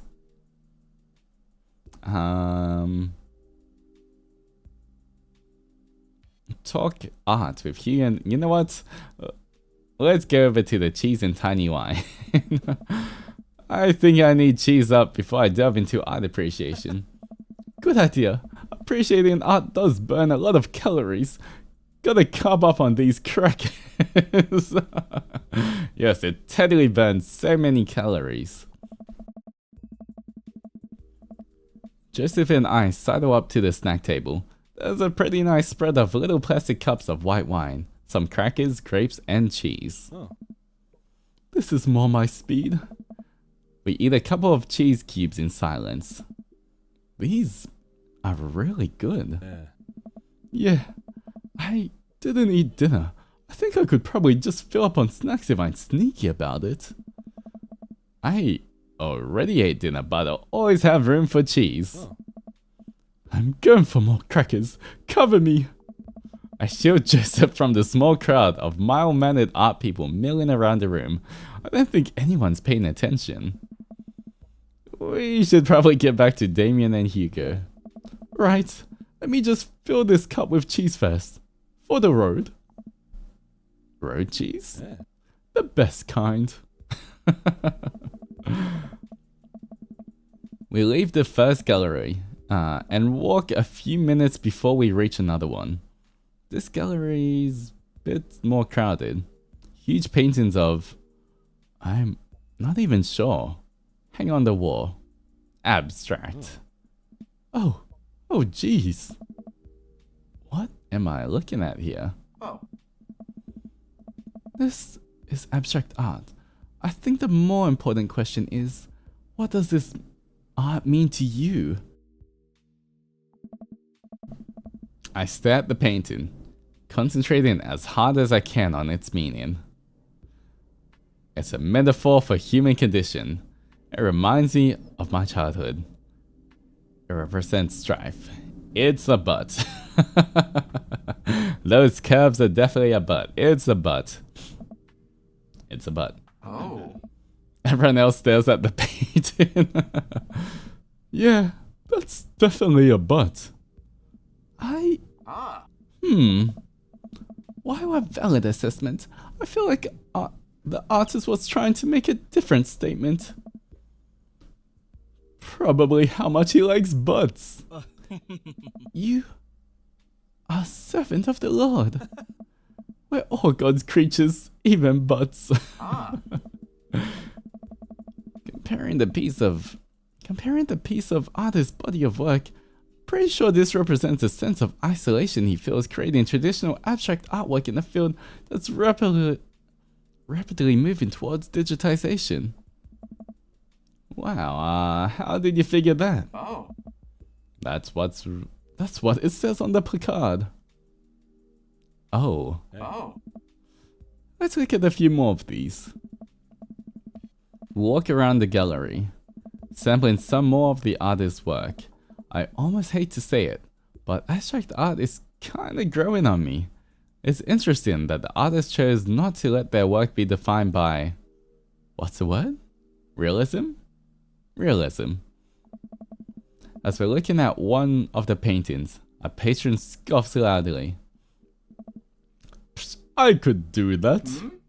Excuse me? Hugo, not here.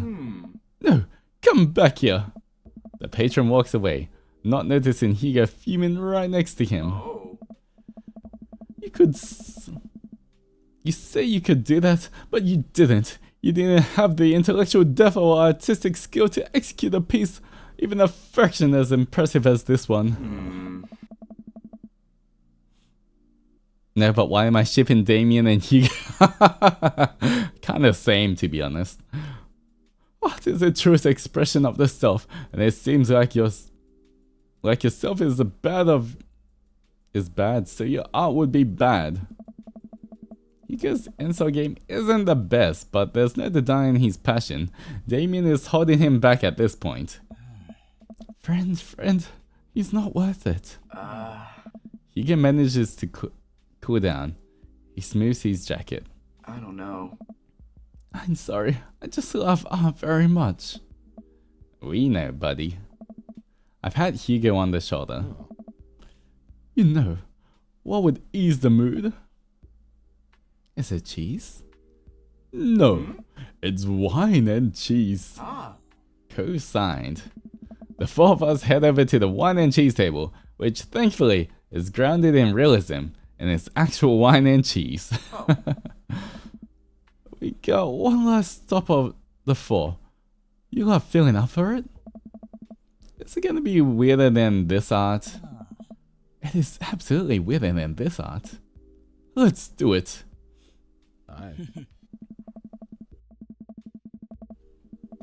Damien, Hugo, Joseph, and I walk over to a performance in the street. Several masked performers in leotards undulate wildly on the ground, screaming both at each other and us. Oh no, is this performative arts? Interpretive dance? Lawrence of Arabia. So, quick question. Ah. Shoot. What is happening? I second this question. Hey. Performance art. What does it mean? Again, I pose this very same question to you, Mr. Fivehead.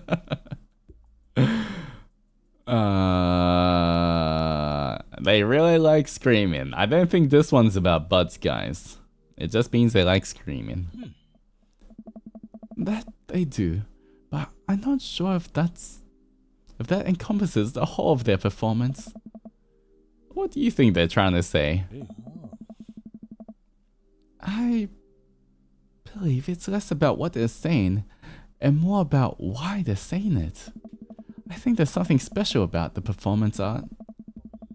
With almost every other form of art, music, painting, photography, the artist uses their medium as a conduit for their emotions. With performance art, the medium is the artist. It's the purest expression of raw human emotion.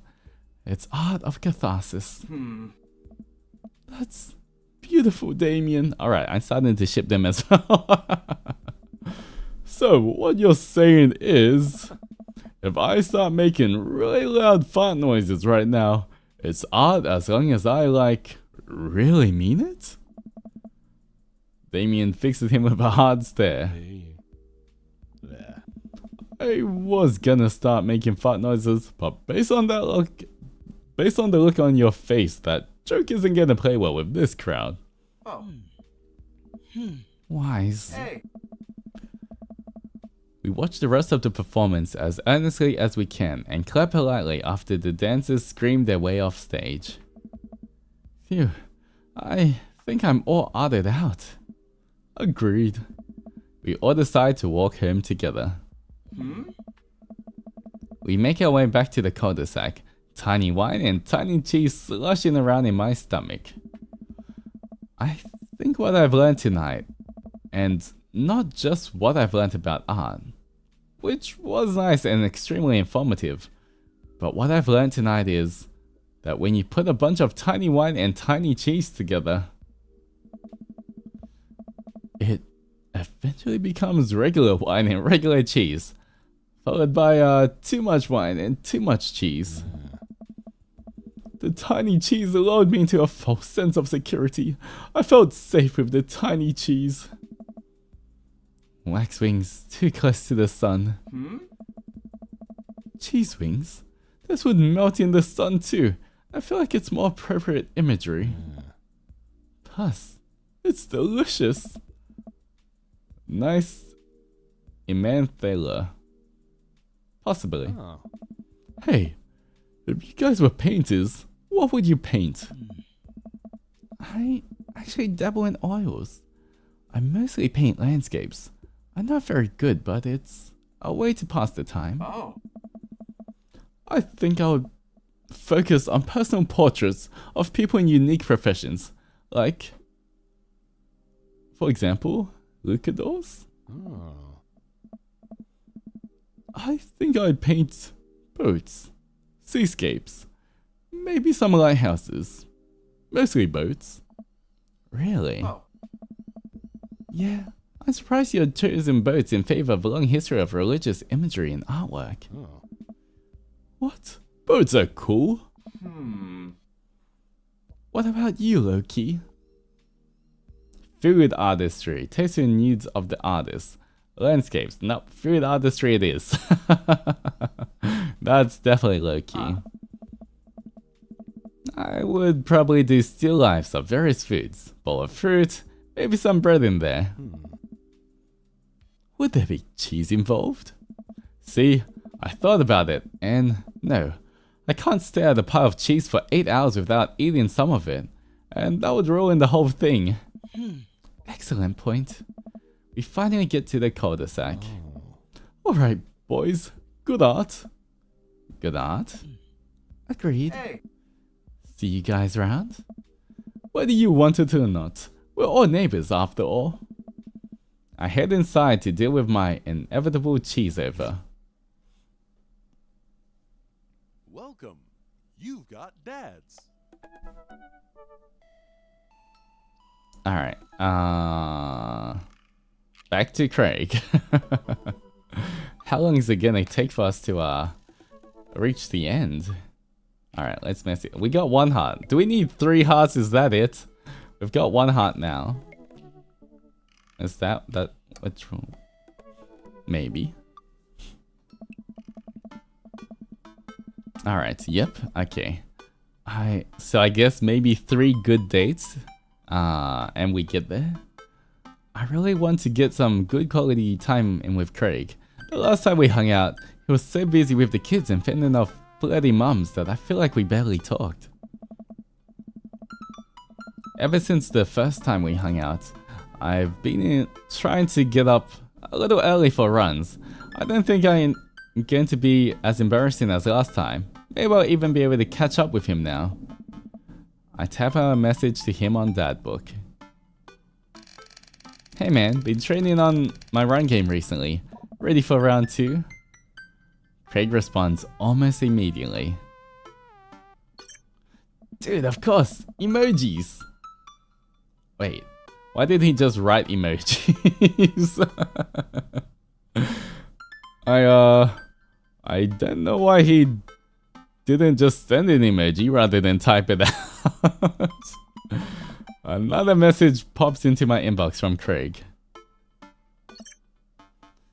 Let's meet up early tomorrow morning for my favorite morning activity, brunch. I type back. Brunch? What's that? Wait, you run and then you get brunch? You know what? At least there's brunch after the run.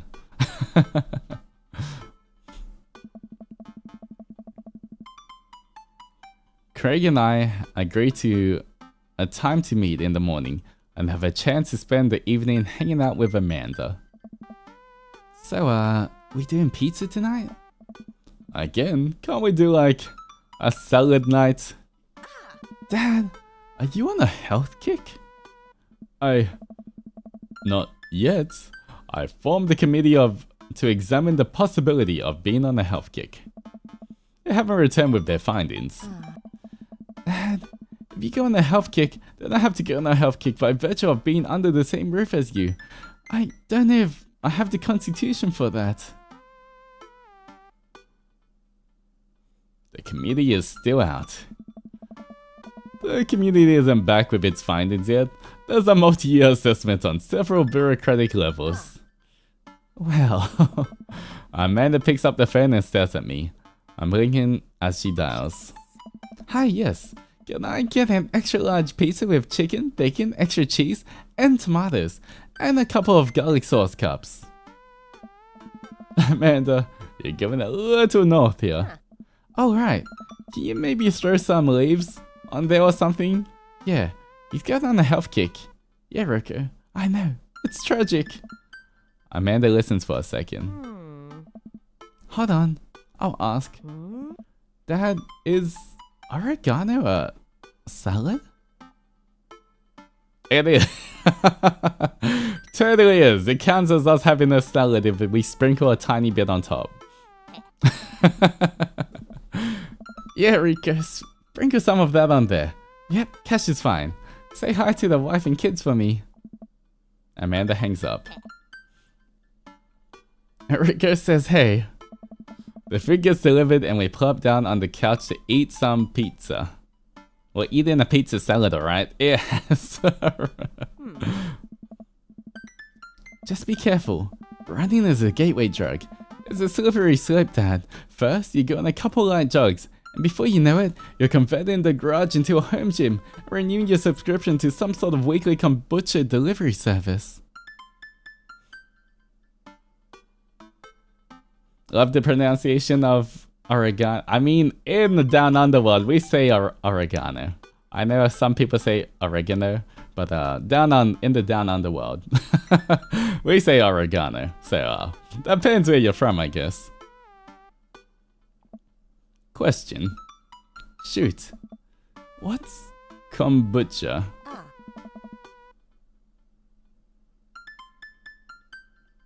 Okay, so you aren't too far gone yet. I'm just giving you a hard time, Pops. I'm really happy you're running more and caring about your health. I want to keep you around for as long as possible. Aw, she's always so sweet. Thanks, kiddo. Speaking of which, I'm running with Craig tomorrow. You gonna be able to keep up with him? Hey, probably not. We laugh and eat more pizza than is probably healthy in the name of carb loading. I call it a night early so that I'm ready for tomorrow. I mean, carb loading is a thing. Especially if you go on long hikes and stuff, it's kind of good to, endurance-based things, always good to eat a bit more carbs. Never heard oregano as a way to pronounce this.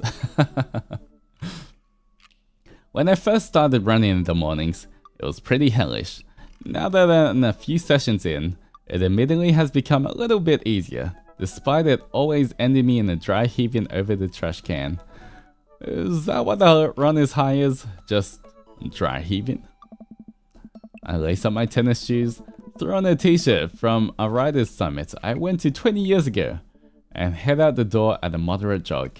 Craig is already outside with River strapped to his chest. I'm not sure if tennis shoes is the best thing to go running in. If you're gonna go running, guys, make sure you wear the right shoes so that they protect your joints. Make sure they've got proper support so you're not killing your joints when you run. He's just head to toe in color coordinated running gear. Wow, I look like a total scrub, like scrub, next to this guy. Hey bro. Morning, Craig. Ever gonna be running with us? Best as she can. Best as she can. We're taking it to the limit, aren't we, kiddo? Goo. Oh, I know what that means. Craig hands her a stuffed toy, which makes her smile ear to ear.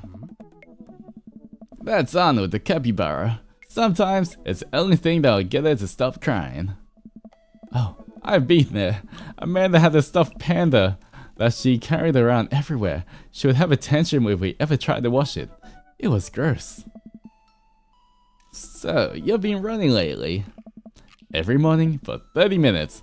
I'm basically an elite athlete by this point. Ha! Well, I'll try and keep up. So, where are we headed? I was thinking we could do a couple laps around the park. Okay, that sounds reasonable. Then we'll do some hill climbs up a slope. Oh no, here it comes, guys. Okay, I can probably handle that. And then we close it off by doing some wilderness survival hike running to increase our agility. I'm suddenly struck with an overwhelming need to crawl back into bed. I think Onimaru would look cute in the baby carrier. That's why I'm holding him like this right now. That sound okay to you? I usually like to throw some time murder sprints in there, but I'll go easy on you since you're a beginner. That sounds like something I'm able to physically do. Bro. Great, let's get started. Craig and I finally arrive at the park. A few other lone joggers make their way around the perimeter, and River waves enthusiastically at everyone we pass. It's a lot more peaceful in the mornings. Aside from birds chirping and River giggling away in the stroller, it's pretty quiet. Alright, good warm-up. That was the warm-up? Hey. Let's start the show. Hey. But wait! Craig reaches into his bag and tosses me a water bottle. I fumble it, but thankfully don't drop it. Oh. Gotta hydrate, bro. I take a long drink from the water bottle and feel reinvigorated. Man, I don't drink enough water. Hey. I look down and pick up Arnold, River's toy, and hand it back to her. Must have dropped this. Thanks for looking out, bro. Bro. You all ready? Yeah. We'll keep going. We finally finished our however many 10th lap around the park. I'm breathing heavily, but I can't believe I actually didn't lose Craig. He's even breathing heavily too, which makes me feel a little better. I look down at my shirt and notice that I'm drenched in sweat. Huh, almost looks like a frowny face. That's one. What? Hey. I'm just kidding. Good hustle out there. I'm really impressed. You're way better than the last time I launched you off a treadmill. Yeah, man. You really pushed me to my limit just now. I can't believe I held on. Oh. Sometimes you just need someone there with you to push you to do your absolute best. I'm glad I could be that guy, bro. Aww. Who's ready for hill climbs? Blap. Oh. There's my little cheerleader. Lucky, you ready? Let's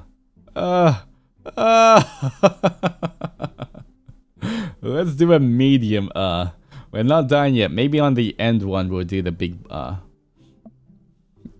You bet. Craig takes me to a separate portion of the park where there's a steep hill that seems to go up further. I strain my eyes to see some other joggers at the top. So, what do we do now? We run up this thing. That looks like a lot. Loki, there's two things you need to know about this hill. One, don't stop running till you get to the top. And two, Craig points to the top of the hill. That's not the top. Oh no. You can do this, Loki. Okay, now's a good chance to do it. Let's do this. I finally reached the top of the hill after making my way past what I originally thought was the top of the hill. Once there, I hunch over onto my knees and gasp for air. My lungs are like daggers poking my ribs. I can feel my heart in my ears. River, I'm having a moment. Please. Oh boy. Craig looks like he's taking a beating as well. So, he is human. Loki, put your arms on your head and stretch out your elbows. It'll help you breathe better. I do as Craig says. It feels a little better, but I'm still in agony. Oh. And here. Craig tosses me the water bottle again. I hydrate like my life depends on it. Thanks, dude. Phenomenal work. You feel the lightness in your head? That's the runner's high. Oh, that's it. I thought I was just, dying. Wanna take it slow for a bit? I would like that very much. As we're catching our breaths, River starts crying. What's wrong, sweet pea? Do you want to play with Arnold? Craig looks around us. Hey. Oh boy. Man down. I think we lost Arnold. River keeps wailing. Hey. I've abandoned my child's toy. We gotta find him, dude. It should be simple, right? We just gotta retrace our steps. I remember River last having it at the bottom of the hill. Craig and I jog down the path, searching high and low for the stuffed capybara, which Craig takes the time to explain to me is a large rodent native to South America. We get to the place where River might have dropped it, but it's still nowhere to be found. Looks like we've got a mystery on our hands. We have to get to the bottom of this. I suspect foul play. Looks like this is a prime case for world-renowned detective Fivehead. Alright, that works perfectly well, okay? We're Detective Fivehead. No case unsolved, guys. We got this. Dude, it's time for a bro adventure. A bro venture. We high-five and decide to jog to the park to see if we can find any leads. So, it looks like there's a couple more places to check and some bros around here we could interrogate. Sounds good. Wait, who's good cop and who's bad cop? I think about it for a second. Well, I think with your stature and overall resilience, you would make an intimidating bad cop. But on the other hand, you do have an adorable baby strapped to your chest, so that softened the edges a bit. All valid points. I think you'd make a great good cop, because of your congenial attitude and willingness to try new things. But then again, I've seen how you get when there are too many commercials breaks during the show, so you have the potential to be a scary bad cop. I don't want to have to watch Meat Hell in 3-minute segments with 5 minutes of commercials in between, and they're loud. Commercials are too loud. I just want to watch my shows in peace without people yelling at me to buy wiper fluid and stuff. Bro. Case in point. Let's play it moment by moment. Smart. So, where to, Brotective?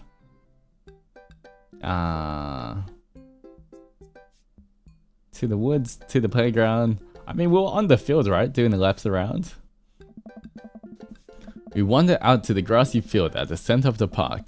There isn't a whole lot to see, but there's a few figures camped out on a blanket. The grass could hold any number of secrets.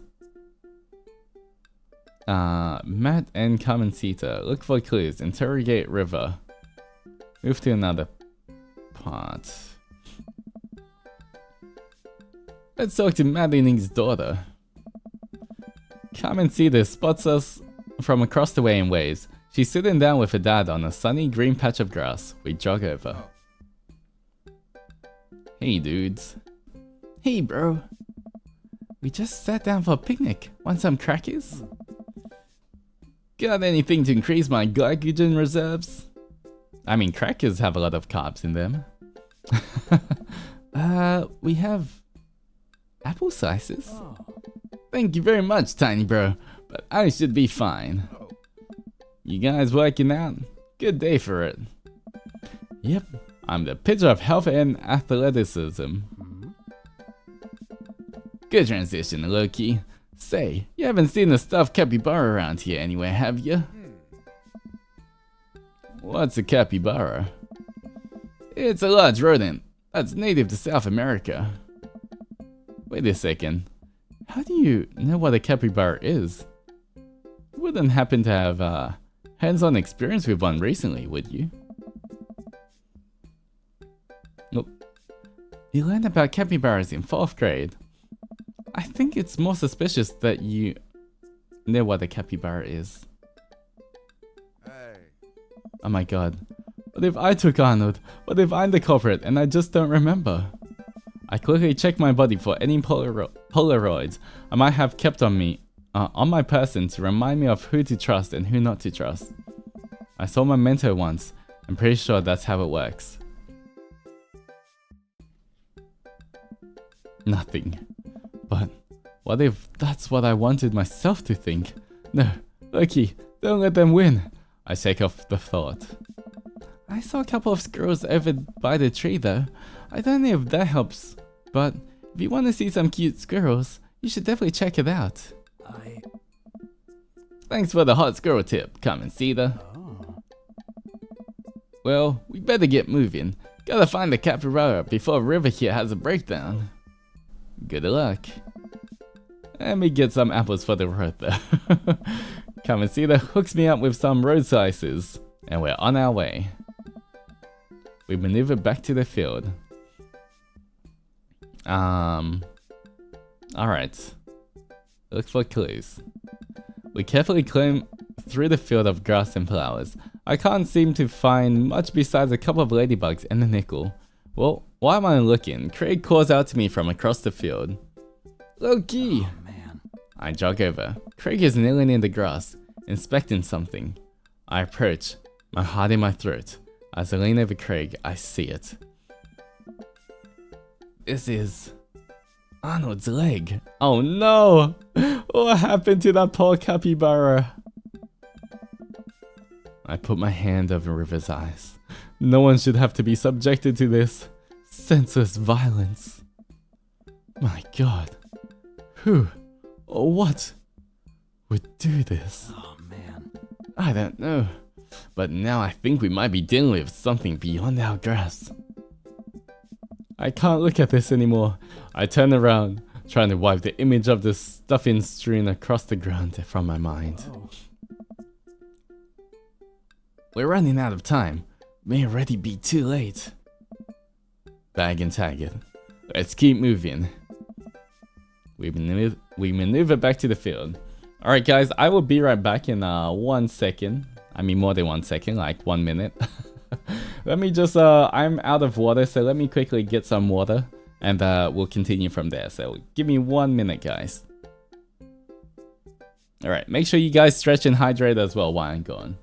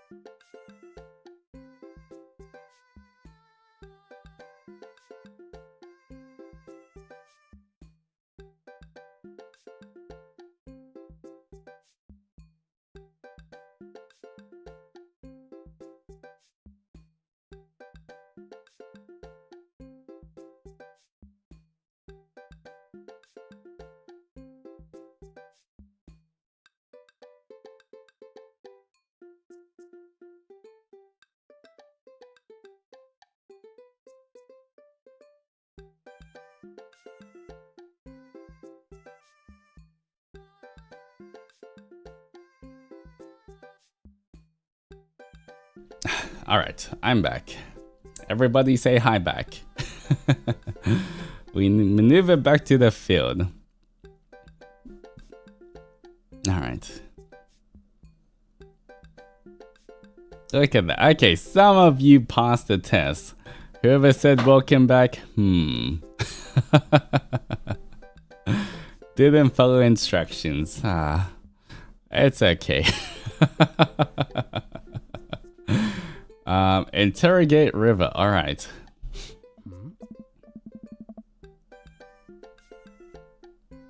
Wait, let me try this. It's always the culprit you least expect. Oh, we were supposed to follow? Yes, you're meant to follow instructions. It's okay, eventually you guys will get it.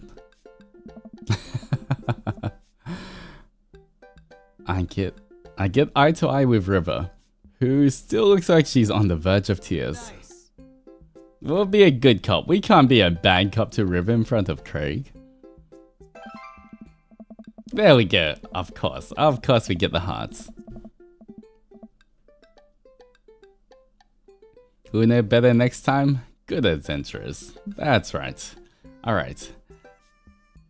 Hey sweetie, believe me, nobody wants you to find your capybara more than me. But we need more clues. And I think somewhere in that baby brain of yours, you might have something that'll lead us to the perp. So, what do you say, kiddo?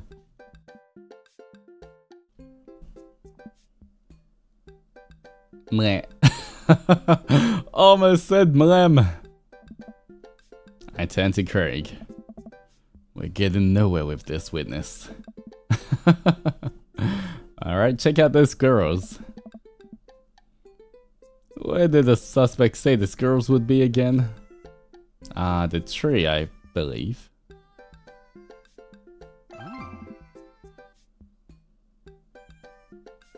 Oh, is that an raid? I think, right? And Raid, welcome Raiders, how's it going? Welcome in and happy birthday! I hope you had a good stream. But you know what, let me get... But welcome in everyone. Hope your art went well as well. But welcome guys, we are trying to obtain this daddy right here.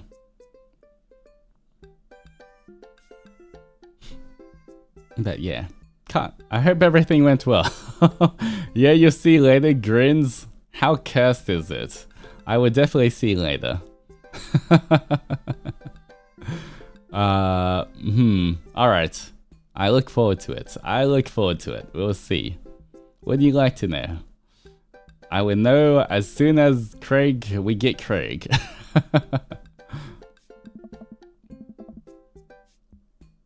Come and see that was telling the truth. There's some red squirrels. River seems happy. This may have bought us some extra time. Oh, you know what?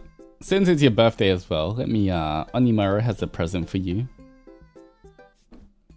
Alright. And happy birthday! Happy birthday to you! Happy birthday to you! Happy birthday, dear Anne! Happy birthday to you! I hope you're having a good day! Alright. We maneuver back to the field. Move to another part of the park. Where to now, bro? Okay, we've been to the fields. I guess to the playground now. We make our way over to a small playground at the edge of the park. I remember playing in these. Back in the day. A couple of kids play on the jungle gym while parents watch on nearby benches. Over on one of the benches, I spot a familiar face. Look for clues. Craig and I, two grown adults, walk over to the playground and begin examining it meticulously for clues. There's no forensic evidence here, no capybara hairs at least. After searching fruitlessly for some time, we look up. All of the parents are staring at us. We smile and wave as we awkwardly slink away. We head back to the playground. Alright, talk to Joseph. Let's see what Joseph's up to. We jog over to Joseph, who seems to be engrossed in his book. Joseph! Joseph nearly drops his book. Hey guys! Didn't think I'd see you two out here. Looky, are you exercising? Sure am. You know me, I just love to run and be healthy. That's kind of my whole thing. What are you reading?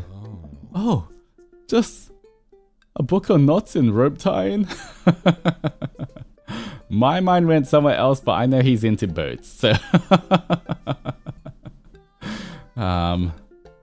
Yes. Mm-hmm. Lords of Arabia. For boats. Boat ropes. Right.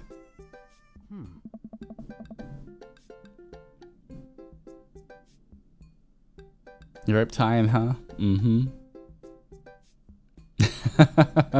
Altus has one too. Handcam stream tying ropes, guys. Anyway. Say, you didn't happen to see a stuffed capybara around here. What's a capybara? It's a large rodent that's native to South America. Joseph thinks for a second.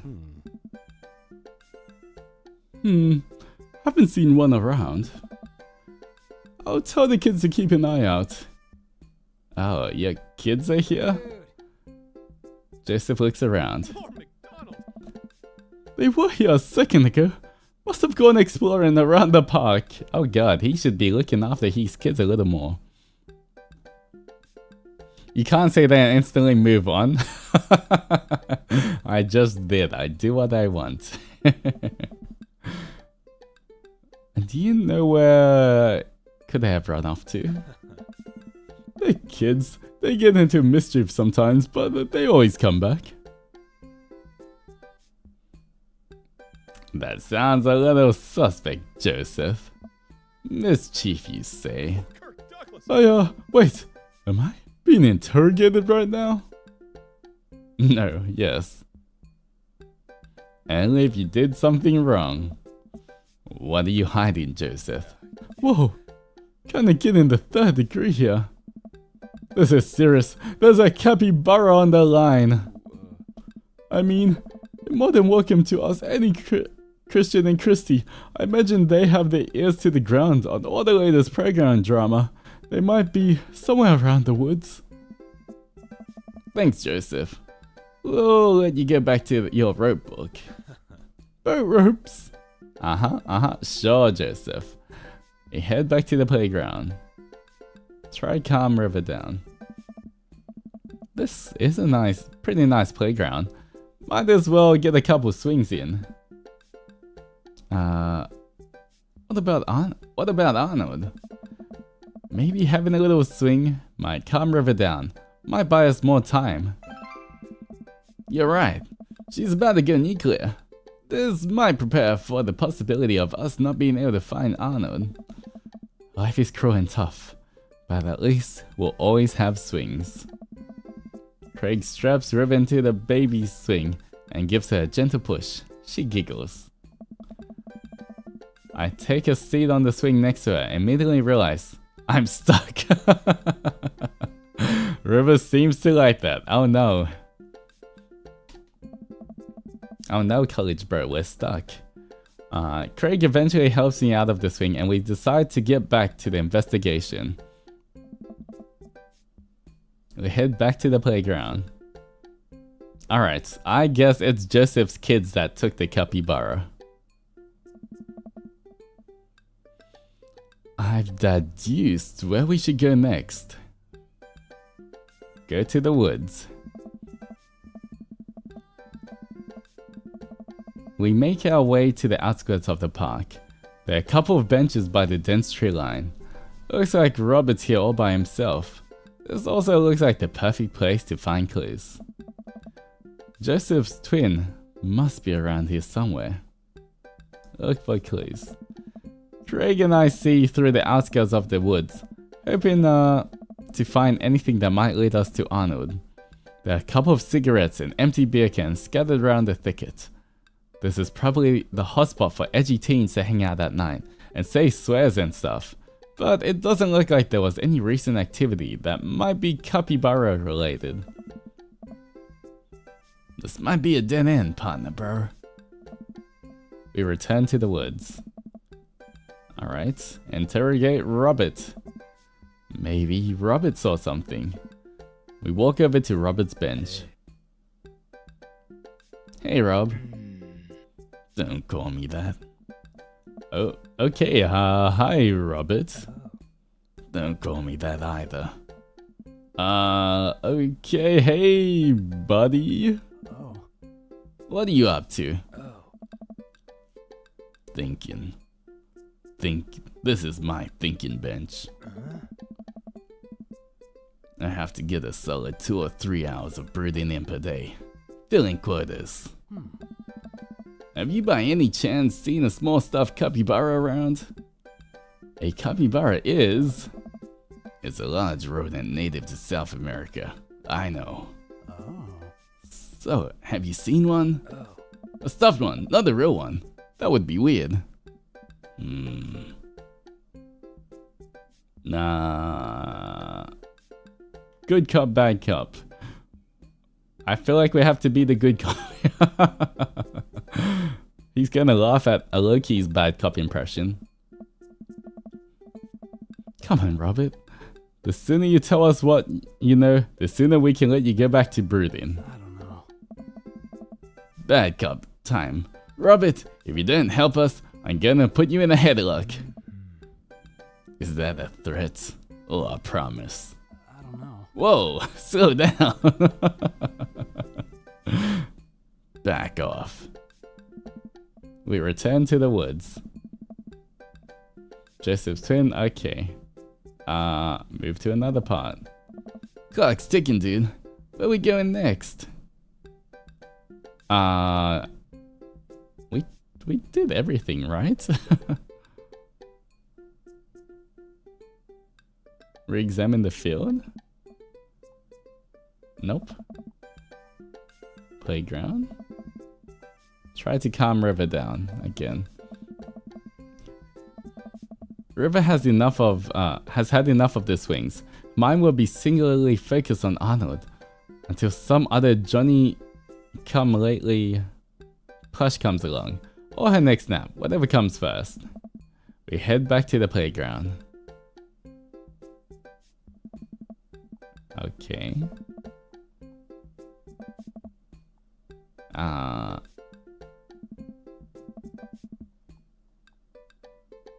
guess we interrogate Robert again. Time to grill Robert again. We walk over to Robert's bench. Oh Christ, what now? Alright, bad cop time, here we go guys. Robert, I'm gonna keep being vaguely threatening until you tell us something useful. I haven't seen any goddamn capybara, okay? Crap, I was really nailing the bad cop bit too. I thought for sure we had something. Hey. Now what, bro? Joseph said his twins were around here. Somewhere, but I have no idea where I'm supposed to find them. Wait, those creepy kids? Why didn't you tell me they had something to do with this? Huh. Maybe I should have left the good cop bad cop routine to the pros on TV. Hey. Yeah, Robert, bro. Do you know where they are? I do. Other people underestimate the sense of a man who broods. I saw them lurking around here a little while ago. Where'd they go? Ran into the woods. I'd be careful though. I don't trust them. But then again, I don't trust anyone. Oh. Not even you guys. Not even the baby. Prep? I take that back. You're an old soul, kiddo. Oh. Thanks for your help, Robert. The woods. Go deeper into the woods. There we go. We're making progress. I stand to the depth of the woods. Who knows what could be in there? Nice. Are you prepared for what we might face in here? Yes. I'm ready. Partner, bro. You? Nope. But if it gets River to stop crying, I don't care. Let's do this.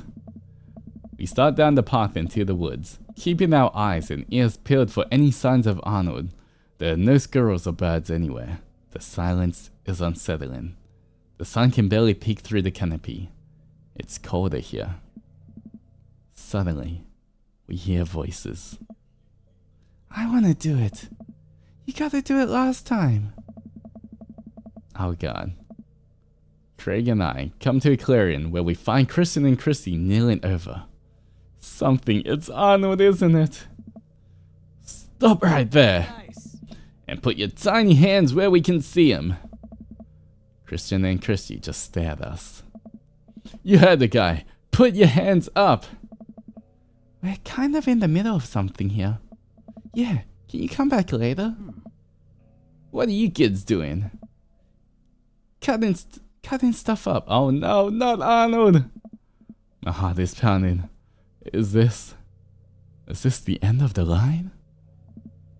I step closer. I can't believe what I've seen. A pair of safety scissors lies in the dirt. And it's Arnold. What have they done to him? Dude. Arnold! Goob! You heard the baby. Hand over the capybara. No fair, finders keepers. No, not finders keepers. That's our property and you've desecrated it. Well, how can you prove it's yours? Craig holds up Arnold's severed leg. I have to look away. You two got sloppy. You left evidence behind.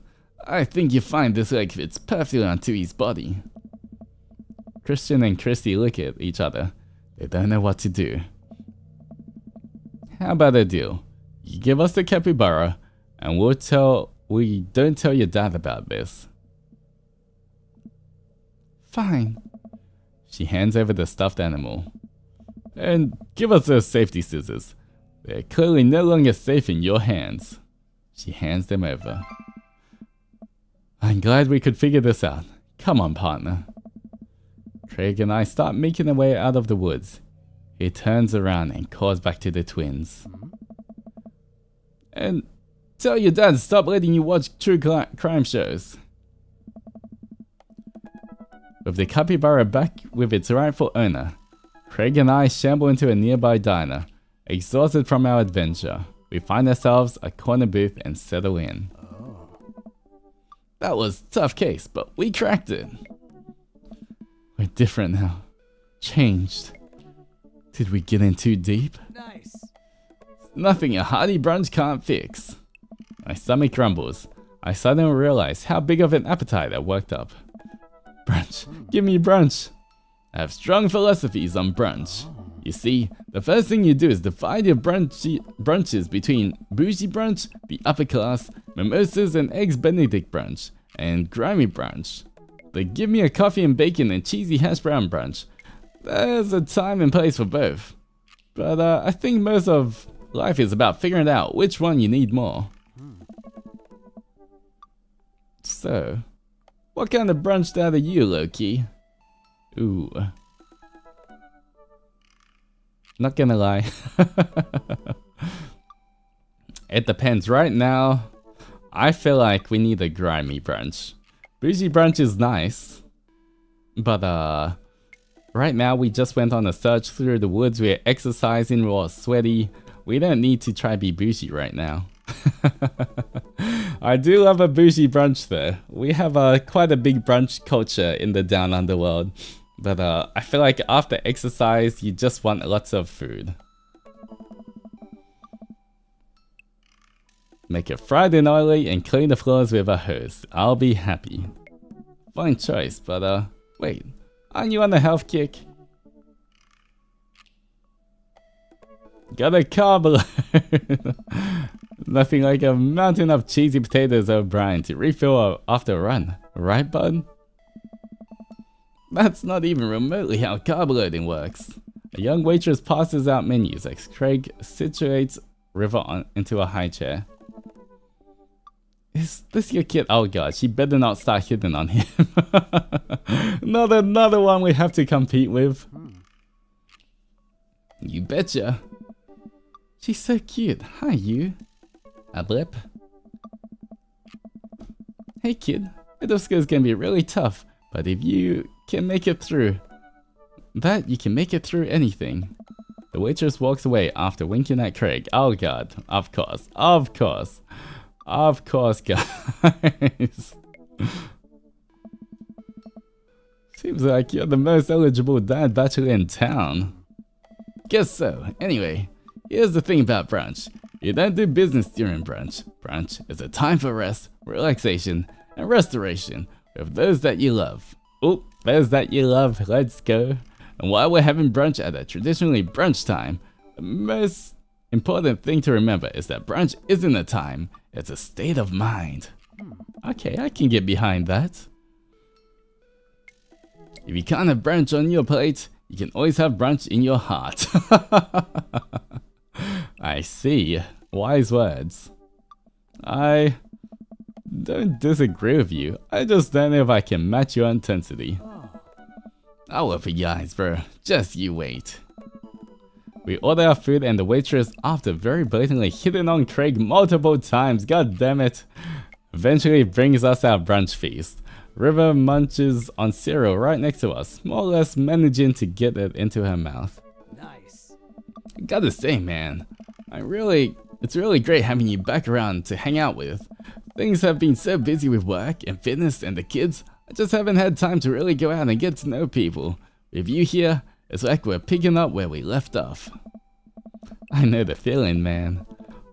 Moving to a new place could have really been tough for me, especially with Amanda going off to college soon. You're making this a lot easier. Craig smiles at me. Feels really good to go on another adventure with you, dude. Just like old times. For a while, I forgot about anything that was bothering me in my life. And it was just you and me. And more coffee? God damn it! Why are you interrupting our talk? Oh, no thank you. So, do you like workout? Yeah, mostly calisthenics, but try to lift as part of my regimen. That's so cool. I've been looking for a workout buddy, you know. I wish I could help you out, but I'm enjoying brunch with my workout bro right now. Hello. Well, if you change your mind. The waitress slides a folded note to Craig and walks away. Craig makes a face as he reluctantly puts it into his pocket. We can't take you anywhere, can we? Rep? It's a blessing and a curse, isn't it? The next time we hang out, should be in the middle of the woods, where people can't interrupt us. Ooh, hey yo. And also maybe in some different woods that the ones other than the ones the little kids like to vivisect things. Craig laughs. Man, remember our camping road trips back in the day? Joshua Tree, Yellowstone, that was the best. I'd give anything to do that all over again. Ooh. Dude, we should do a camping weekend. Oh, I don't know, bro. I'm an adult now. I have all these adult responsibilities. I don't think I can just drop everything to go hang out in the woods for a few days, you know? Come on, dude. If we plan things right, we can do this. Craig, don't you ever do anything for yourself? Craig stares into his coffee mug. Of course I do. Yeah? Like what? Sometimes I let myself have one scoop of vanilla ice cream before bed, but only if I didn't meet my caloric intake for the day. Oh, this poor boy. And sometimes I let myself hit the snooze alarm, but only once. Oh god. Please. Not that I don't understand the gym life, but you gotta have a balance. It's always a balance, alright? Dude, you gotta relax sometimes or it's gonna kill you. Please come camping with me. It'd be so fun, bro. Guess I could get Smashley to take the kids for the weekend.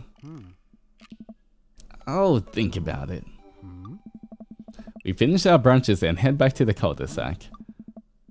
By the way, great job keeping up today. Seems like you're already making a lot of progress. I'm probably gonna need a little bit of a recovery time after this. Tell the girls I said hello. Nice. I will. See ya, bro, detective.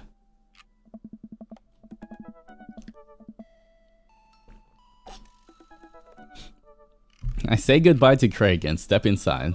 God, I'm ready for a shower, a gallon of water, and a nap. I bet Amanda's still asleep. Oh. I crack open her door to find her still in bed, sleepily scrolling through her phone. Morning. Afternoon, actually. Right, how was brunch? It was good. We got kinda sidetracked.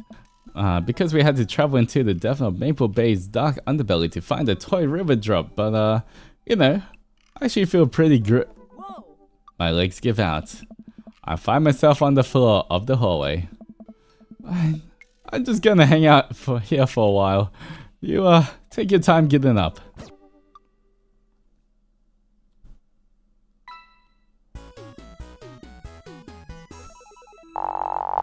Did we do it?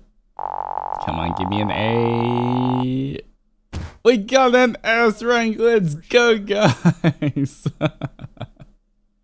Alright, we're doing it, guys. We are doing the S rank this time. Alright, just one more heart we need to get. We almost got this, guys. Well, it's been a long day. I'm just about ready to pack it in. After a few bites of ice cream from the freezer, I turn off all the lights and walk down the hall to my room. All we need is a camping trip with Craig, and I think we've got this, guys. I wonder if Amanda's still awake. That kid needs some sleep. As I pass her room, I can hear a faint sound, but I can't quite make out what it is. I get a little closer.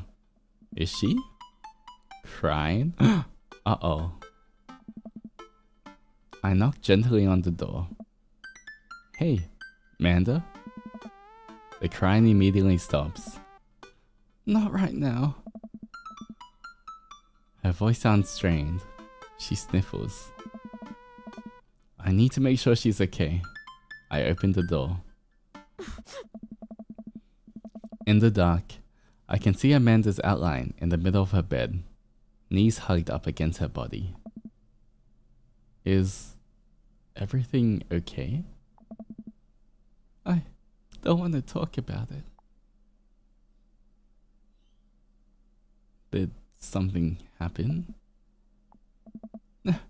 Nothing happened. Go away. I don't think we can just leave her like this. Amanda. Get out! Okay, okay. I quickly leave her room and shut the door behind me. Once the door closes, I can hear the crying again. Aww. Wow. What has her so upset? She seemed fine earlier. She's usually so open with me. Did I do something wrong? Is she mad at me? I guess if she wasn't before, she definitely is now. I can't even remember the last time she snapped at me like that. I have a hard time falling asleep, but when I finally do, I'm still thinking about Amanda. After a long night of very little sleep, I roll out of bed and make myself a pot of coffee. Amanda should be up for school soon. Maybe she'll be willing to talk about whatever's bothering her. Huh?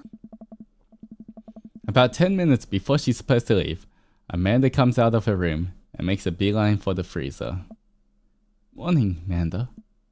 Morning. She drops a frozen waffle into the toaster and slams the freezer door. She won't look at me. Yikes. So, anything big going on at school today? No. Okay. Do you need a ride to school? No. Want some coffee? Amanda pulls the toaster lever up and takes a still freezer burned waffle out before it's finished cooking. I have to go. Amanda picks up her bag and storms out. Oh. Okay. I haven't seen her act like this in a long time. It's usually short-lived, but it always hurts. Hopefully this blows over and things are back to normal soon. I sit back at the kitchen table and I look at the picture of Amanda and I hanging on the wall. In it, I'm teaching her to ride a bike. Her face is a mixture of excitement and pure, unadulterated fear. I remember how determined she was. Every time she would fall off and scrape her knees, she would get up and try again. Finally, I had to stop her because she was bleeding everywhere. Then, she started crying. She started to cry because she didn't think she needed bandages and wanted to keep trying. As I put the bike away, she just stood in the middle of the street and screamed. Then I took her for ice cream, and it was like nothing even happened. After giving it a bit of thought, I decided that if I force her to talk about it, I'm only going to make things worse. But I have an idea. I start rummaging around for ingredients. I hear Amanda walk in the door. Instead of heading for the kitchen, like she usually does, she makes a beeline to her room. She's clearly trying to avoid me. Hey, Pumpkin? What? Can you come here for a sec? There's a moment of silence. Yeah. I wanted to say sorry about last night. I'm just worried about you, kiddo. I get scared when I know something's wrong, and I get even more scared when I feel like I can't do anything about it. Dad, So just... whatever it is, and you don't have to tell me if you don't want to, but whatever it is, just know that you have a dad in your corner who wants you to be happy. Honey, you know I'm bad with words, so I was hoping I could speak a language we both understand. I pull a cake out of the refrigerator and place it on the table. Hopefully, the frosting has set by now. Ta-da! Dad. Aw. Sorry you're sad, but I support you 100%. He's such a good dad. It took me a really long time because I ran out of red frosting somewhere around sad and had to start over, and this is beautiful. It's strawberry. Amanda gives me a big old hug. I grab some plate and forks and serve us up some delicious cake. So, it's really stupid. What is? This whole thing, I know I've been really weird lately, and there's just... I don't even know how to explain it. I feel like I might have to make you a chart. I'm listening. Do you want me to take notes? I guess I should start from the top, so... You know how Emma R's going to that fancy art school in California, right? Emma R.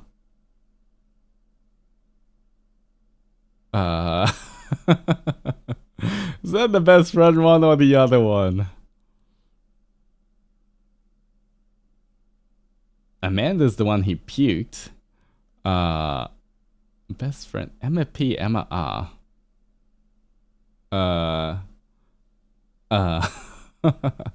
Uh-oh.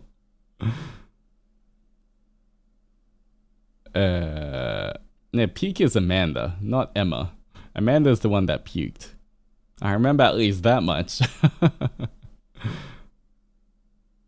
Alright, the other one, let's go for the other one. I guess you're not technically wrong. It's good to have fallbacks like that one. Anyways, ever since she got the acceptance letter, I've been feeling like she's drifting away, you know? And she's been spending a lot more time with Grace and Emma P.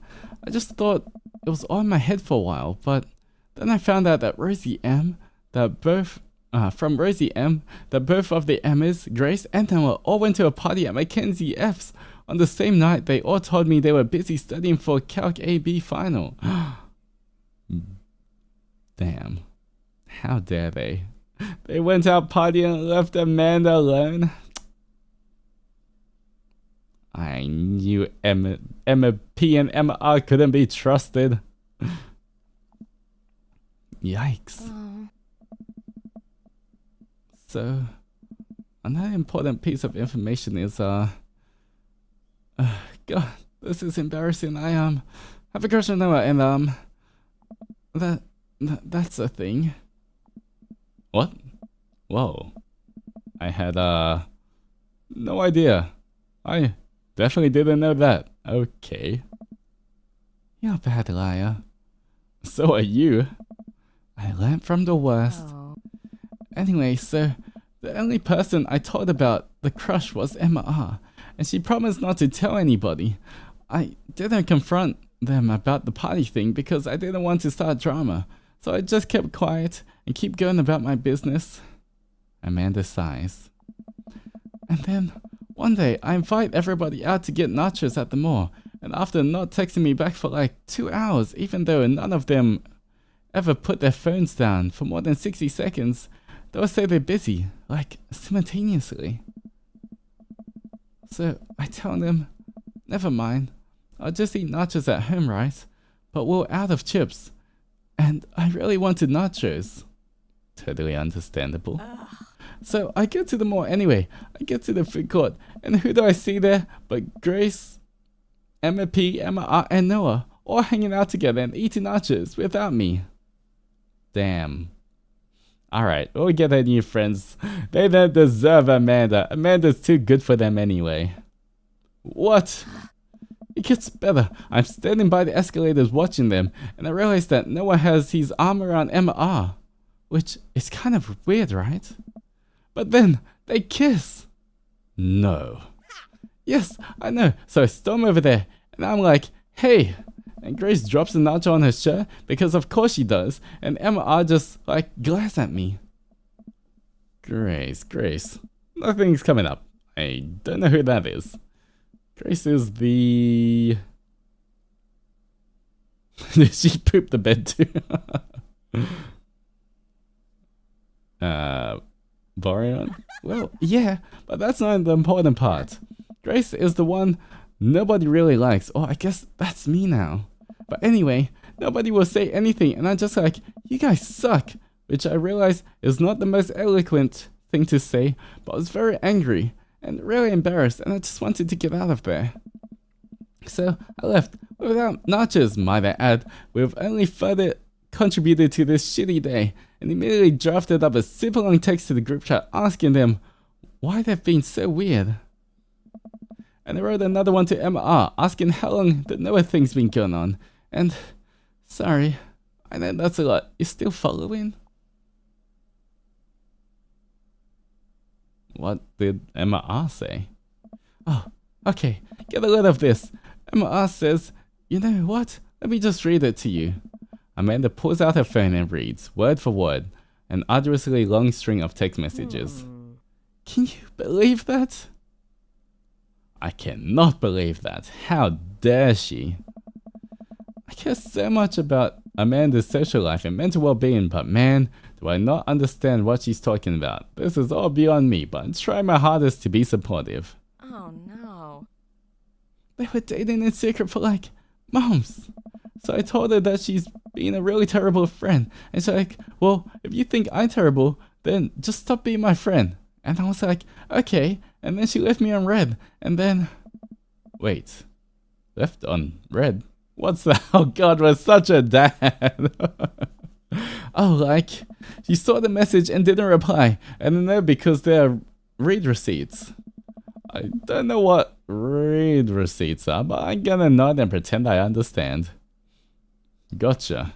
So, while this is all happening, I'm talking to Emma P about how mad I am because she's at least being kind or of reasonable, and venting to her about how pissed I am at everybody and stuff. And then out of nowhere, Noah texts me, and he's like, how could you say that about me? And I'm like, say what about you? And he tells me that Emma P sent screenshots of everything I told her to the group chat that I got kicked out of. Alright, I think you lost me at screenshots, but that definitely sounds bad. Oh. There's so much more, but honestly, it's all really stupid teenager stuff. The bottom line is that everyone dropped me. Half of my grade hates me. Now I have no friends. Amanda, I'm so sorry. I almost expected it from everyone else, but Emma has been there since Dad died. I can't believe she would just stab me in the back like that. It's not even that. I'm not even that mad that she's dating Noah. I just upset that she lied to me about it for so long. Amanda stabs the remnants of the cake. Okay. I take it back. I'm kinda mad she's dating Noah. Like, what did I do wrong? Why did everyone just suddenly decide I'm not cool anymore? Why wasn't I enough? I don't understand. And as mad as I am at everybody, like, I miss them, Dad. Amanda looks so dejected, I almost can't take it. What could I possibly say to help? Anyways, that's it. That's a whole sordid tale. Thanks for listening. Tune in next week for some more hot gossip. Wow. I know it's pretty dumb. It's not dumb. It's a stupid thing to be upset over. Amanda, your feelings are real. Don't ever be mad at yourself for having feelings. I guess. Unless you're secretly being a robot who's been approximating human feelings this whole time. And if I was a robot, I would have transformed into a monster truck a long time ago. But seriously, I know you probably don't want advice, but I feel like it's my duty, as a dad, to bestow upon you a few nuggets of fatherly wisdom.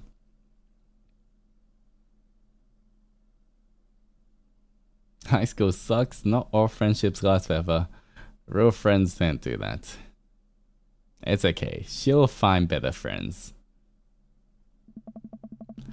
When you get older, you start realizing that the sort of people you want to associate yourself with. Do you really want to surround yourself with people who would do something like that to make to their friends? It takes a lot of work to find and maintain meaningful friendships. It took me a long time to figure that out myself, and I wish I had learned it sooner. If the other person isn't putting in the effort to show how much they care, it's not worth it. You're not beholden to being their friend. Ultimately, I think this says way more about their character than it does about yours, because you're amazing. If they can't see that, well, that's their problem. I'll keep that in mind. I looked down at the table. Did we just eat the whole cake? Yes, we did. We just ate the whole cake. Well, good talk. Amanda gets up to get to her room. Before she closes her door, she turns around. Hey, Pops? Yes? Thank you. You're always welcome. Love you, Amanda. I love you too, Dad. Aww. That's so sweet that that line was voiced. Aww.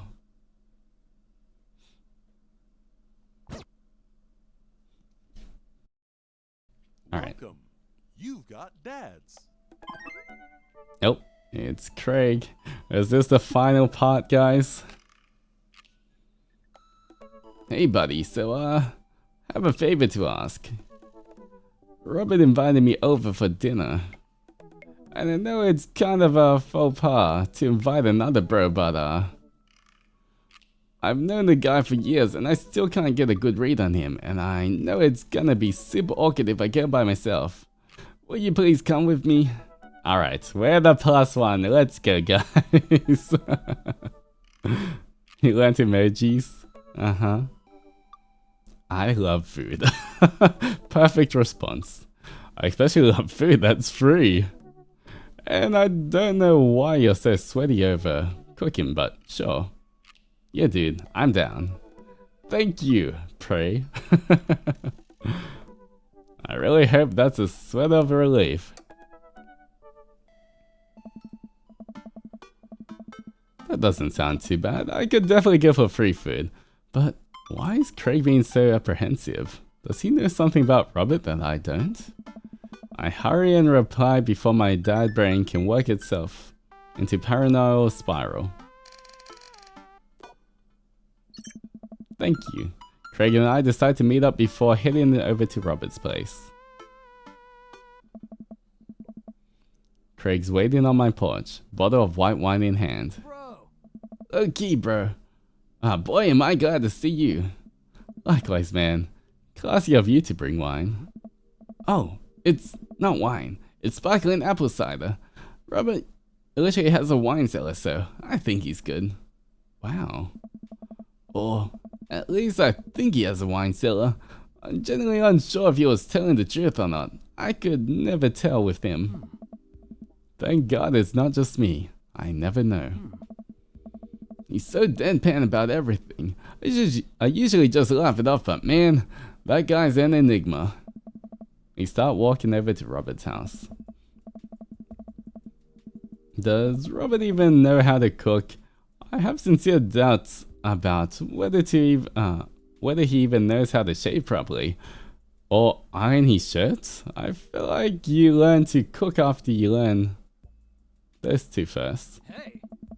One time I saw him grab a hot dog from a trash can. I mean, it was at the very top of the trash can, like sitting above it, but still.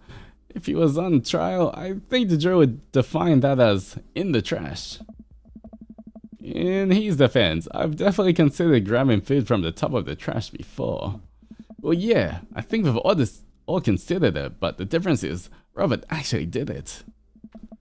True. Maybe he's in the lighter one. Maybe we're holding ourselves back. Why are we supporting this? No, do not pick up food from the trash, guys. I'm sorry, if it's in the trash, please leave it there. It might be a waste of food, but please don't eat it. We arrive at Robert's house and ring the doorbell, but the doorbell won't chime. Must be broken.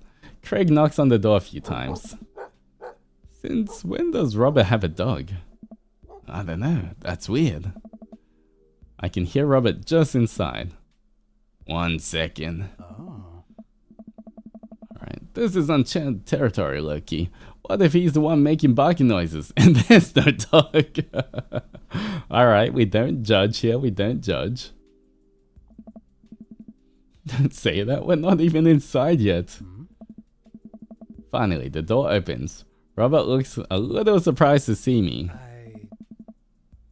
Loki, didn't know you'd be tagging along. Oh.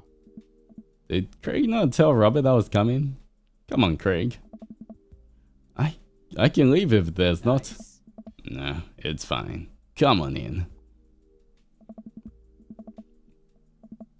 We enter Robert's living room, which is surprisingly really nice. Super messy, but still nice. Make yourselves at home. We can still hear barking from the other room. I didn't know you had a dog, Robert. If he says I don't right now.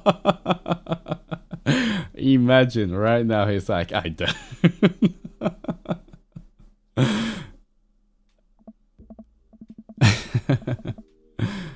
Oh yeah, that's Betsy. I have to put up her up when guests are over. She'll calm down in a bit. What kind of dog is she? Pitbull. Rescued her from the dogfighting ring a few years back. She hates strangers. If I let her out right now, I'd probably have to take you both to the ER. Craig and I make eye contact. He raises an eyebrow at me. Oh, okay. Anyways, dinner should be ready in a minute. Hope you guys like also buko. What is that, guys? What is OSSOBUCO? I know I'm kind of hiding it. I don't know what that is. Robert leaves the room, presumably to go to the kitchen. Craig leans in and whispers. Was the dog fighting thing real or was he just kidding? I don't know. Nice. What's ossobuco? Oh, it's a Italian dish. Ah. I don't know. Did he just make up the word? Until I have ossobuco in front of me, we can only assume. We sit in silence for a second, taking in Robert's living room. Are we about to get sword? Nah, usually you wake up in those situations. We voluntarily walked into this one. Oh. Robert finally walks into the room carrying 3 paper plates of steaming food like a waiter. I don't have a dining table. Don't trust them. So, we're eating here. Also, I don't have real people plates. Hope that's okay. Robert sets plates in front of us on the coffee table. I still can't tell what it is. Looks like meat, maybe. Lots of sauce. I can make out some vegetables. I think that might be rice, but it could also be pasta. Guess there's only one way to find out. I take a bite. Nice. Oh my god! I take another bite. The medley of flavors in this dish is amazing. The meat is so tender in the risotto. I think that's what it is. It's so creamy. Robert, this is incredible. You cooked this? I fished it out of a dumpster behind the restaurant. Or, at least I think it was a restaurant. Oh. Dude. Can you believe people just throw this stuff away? We got played, guys. Oh no. I almost gag. I'm kidding. I look over at Craig, who looks worried, but still has his mouth full. He gives Robert a thumbs up.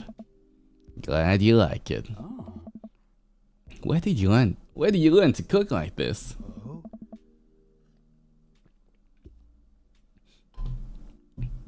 Worked at a restaurant in Spain for a hot sec. Is he messing with us? I decide to play along. You lived in Spain?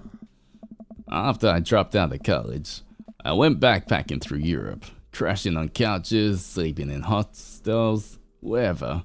Totally broke. Worked on a couple of odd jobs wherever I could to scrape together some cash. One night, I'm eating dinner at this little restaurant just outside of Madrid. I go to pay and realize I spent the last of my money on booze the night before. I'm in the middle of ditching when the manager catches me and puts me to work in the kitchen. I don't know. Long story short, they ended up liking me so much they offered me a job. Why not, right? Started living with some distant relatives on my mom's side. Over the course of 2 years, I worked my way up from busboy to sous chef. Learned a lot.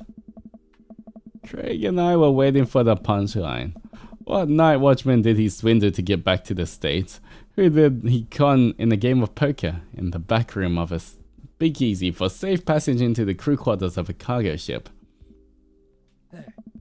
Anyway, I still love to cook. I don't know what's real anymore, but this food's so good I don't care. That's amazing. Really is, to be honest. I wasn't exactly expecting gourmet cooking here, especially not served on paper plates. I don't care about presentation. And if the food is good, it should speak for itself. This ossobuco is screaming for itself. And paper plates are just as good as regular plates, if you double them up. Hey, is it bad if I ask for seconds? Help yourself, but save room for dessert. I made a lemon berry Severin. Oh. Well, aren't you just full of... Craig looks over at me. Bro. Surprises?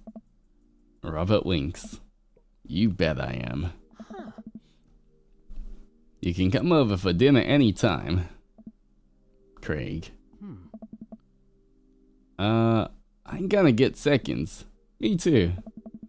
After consuming way more ossobuco than my body could handle, and then really ensuring a later food coma with a generous 7 of whatever Severin was, Craig and I decide to head out. Oh. Thanks for coming. I'm making an attempt to be more social. Well, we're always happy to stop by if you want company. Especially if there's ossobuco involved. Alright, I guess that was kind of a success. Not bad. Alright, I think this might be it, guys. This might be the final If we go camping, are we going camping? We got 2 hearts. Hopefully the last heart, guys. You know what they say about third dates? They get pretty serious. You might not have time to browse that book for a while. Are you ready? Here we go, guys. Save and continue.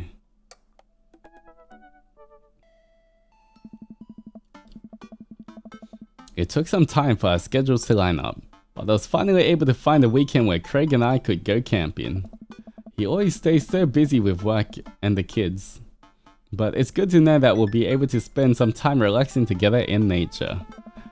Since our first run, I've managed to go on regular runs with Craig. I mostly do them because it seems like the only time we get to hang out. But the added benefit is that I've seen a lot of improvement in my health. I was able to sift through the attic and find my old camping gear from college. Craig put me in charge of bringing the sleeping bags and the tent, while he takes care of the food. So I double checked to make sure everything is ready to go. Craig should be here at any minute. Amanda's going to be spending this weekend on a school trip to our nation's capital. She hasn't been away from home without me for longer than a day since she was 14. I hope she isn't feeling as nervous as I am. Hey, Amanda Panda.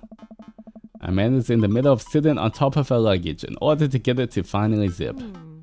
Hey, Pops. Ready for your trip? Once I get this bad boy all zipped up, I'm good to go. How much did you pack? That seems like a lot for 2 days. Oh, it's all my camera equipment, lenses, tripod, flash, all that. Are you sure you're gonna have time to take pictures? I'll find a way. I need to get some good shots for my series of national monuments. Oh, what's the series about? It's one of those internet series where I reimagine Disney princesses as founding fathers. What? I'm kidding. Nobody likes those. I'm taking portraits of my friends. Oh, well, I'm gonna be in the woods, out there in nature, you know, roughing it. Just me and, Mother Nature. The old Madre de trees? You gonna be alright on your own? Hey. I'm not gonna have any signal out there. I won't be able to text or call you at all. Oh, it's alright. I'll be able to survive a couple of days without constant updates on who got voted off the International Haunted House Hunters. Well, I'll miss you. And for the record, Bradley was pushed down a flight of ornate stairs by a ghost. They were really beautiful stairs. Amanda finishes zipping up the big suitcase and locks it next to the door of her bedroom. She turns around and gives me a big hug. Relax, Dadatron. I'm a big kid now. I can take care of myself. Besides, I gotta share a room with Monica Sanders and the 2 mom chaperones. The most trouble I could possibly get into is falling asleep with a tub of ice cream on me. Oh, well, alright.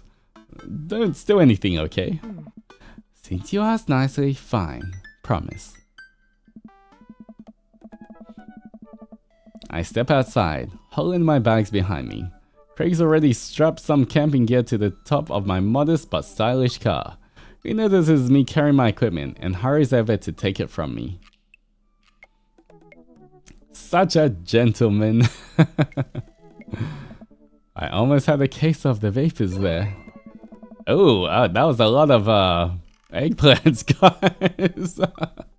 I was about to comment on the hearts, but that was not hearts. Never fear. These muscles were made for picking up heavy things and putting them in other places. Remember, it's your weekend to relax. Take it easy. Guess I can't argue with that. Everything good with Amanda? Yep. On her way to a school trip to Washington, D.C. What about your offspring? Already at Smashley's for the weekend. I'm ready to get my camp on. I load the rest of my stuff into Craig's car and we get in. Oh no! Wait, what's wrong? I think I left my juicer plugged in. We gotta go back. Are you worried someone's gonna break into your house and cold press some carrots? No, it's just, Just try to relax, man. Let the juice float away. Take all your worries and blend them into a pulpy good vibes. Craig takes a deep breath. Do we have anything to listen to? What I had at my place is a series of CDs that guide you through a thorough and intense calisthenic workout. Do you want to listen to those? I'm just kidding. Craig hands me a thick case filled with CDs. Take your pick. I thumb through page after page of kids sing-along CDs. Oh yeah, Twinkle Twinkle Little Star takes me back. Keep going. I get to the end of the case to find, in the very last lot, a blank CD with Craig's handwriting on it. DJ Cake Stand's Megamix Volume 1? Made it just for the trip. I think you like it. Aw, he made it just for us. I pop the CD into the car stereo, and it's like I'm immediately transported to our old dorm room. Hit after hit plays, and soon enough we're both happily scream singing the lyrics to each song as we fly down the highway. This song was Carl's favorite. Carl, the third roommate. You brought that dog home one night and I couldn't pry you two apart. So he spent the entire semester fabricating a story about a foreign exchange student roommate who had a really bad cough that sounded exactly like a dog's bark. And then we had a room inspection. I was so suspicious of us, we could never prove anything. And Carl was just under a blanket. Bless that pup's courage under fire. Man, we did some dumb things back in college. The hours fly by as we build our tunes in whatever non-existent key our voices register in. Soon enough, we're surrounded by lush trees and spectacular vistas of everything amazing that nature has to offer. It's good to be back out here. Real good. We park our car at the entrance to a familiar trail and load up our gear on our backs. I'm thankful that I've been working out on my health over the past couple of weeks. Otherwise, I'd be dreading all the hiking that's about to happen. Craig looks intently at his phone. Everything alright? I don't know. Yep, just had to fire off one last work email. Craig pockets the phone and we start off the trail. It's relatively easy, but I know I would have been huffing and puffing at this point if it weren't for all the murder sprints. I look around me and take in the tall trees and animal chirps. Everything okay back there? There's no reception out here. Oh yeah, being out in the middle of nowhere would do that. I recognize the look of anxiety on Craig's face. I don't know. But what if there's a problem?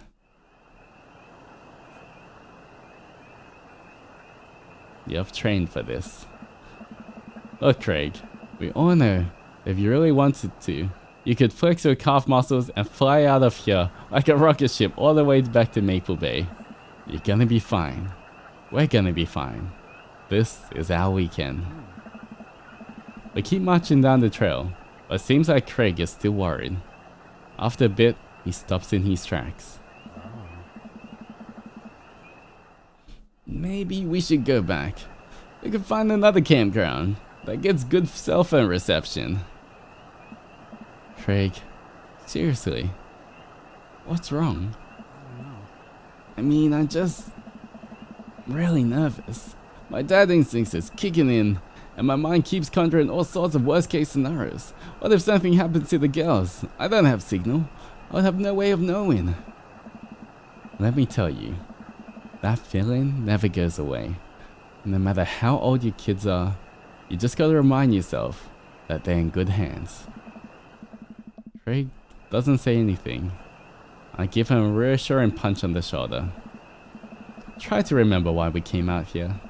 The plan was to get away from it all and just focus on ourselves just for this little trip. No distractions, no cell phone service, just two dads relaxing out in the woods. Craig looks me directly in the eyes. No distractions, no cell phone service. Just two dads relaxing out in the woods. We're gonna have some fun this weekend. Craig and I get back to marching. It's not too long of a hike before we get to the campsite. We're both glad to see we're not the only people there. I can't believe you still have this tent. Found it in my attic and already checked it for holes. It's seen better days, sure, but I think we'll be able to survive. I dump the bag of fabric and pause on the ground. We unfold the tent in the desired spots. I hand Craig the stakes. We still know how to do this, right? Of course we do. We do not. After 20 minutes of struggling like people in a bad infomercial, we somehow managed to build an upright structure that closely resembles what a tent would look like if you asked somebody to draw a picture of one with their eyes shut. I wouldn't put this up against a storm, but I think we'll be able to survive for the night.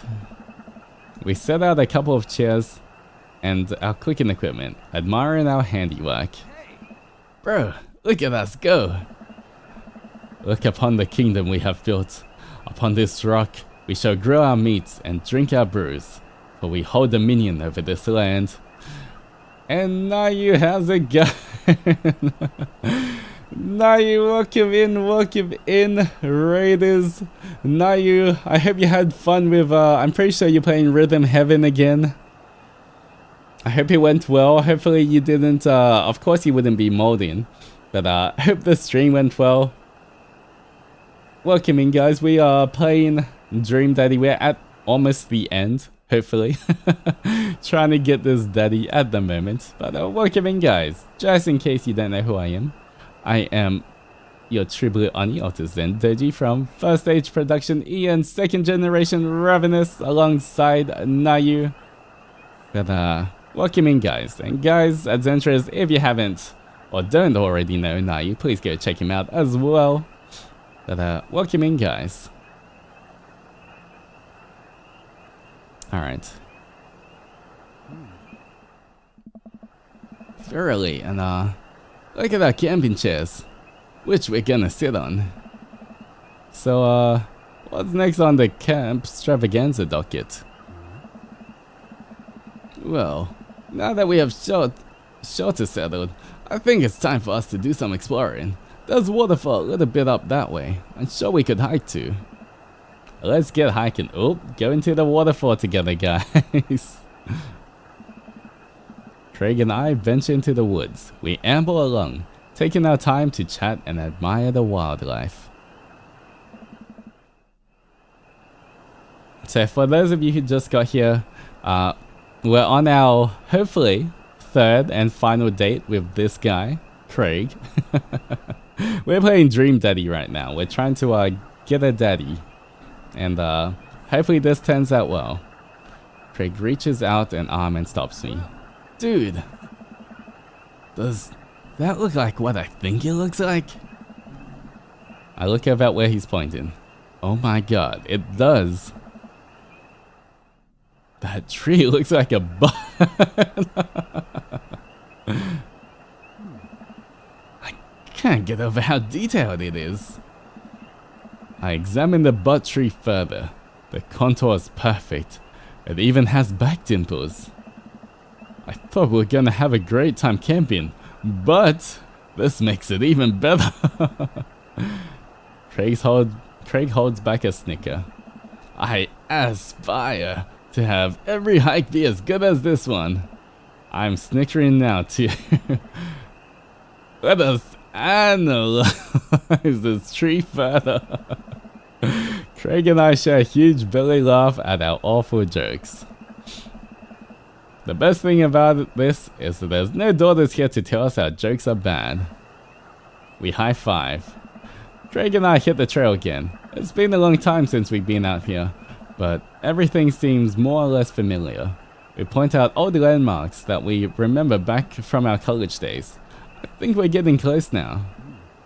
Check it out. There's a clearing up ahead. As we get closer, I can hear water running. Ooh. Cresting over a hill, Craig and I are greeted by a wide clearing surrounded by trees. In front of us is a beautiful waterfall, spilling into a large body of water that runs into the river. Mouths agape with the genuine beauty of the place, we go to investigate. The old waterfall. Hey. It's gorgeous. Nature's so rad. Peering further, we get an idea of how deep the pool is. Think we could jump off it like the old days? Huh, this old lad is happy here on dry land. Looks like you could climb right up over there. We didn't even bring swimming trunks. Skinny dipping? What are you talking about? Craig immediately begins taking off his clothes. Hey yo! Oh, okay. Well, good enough.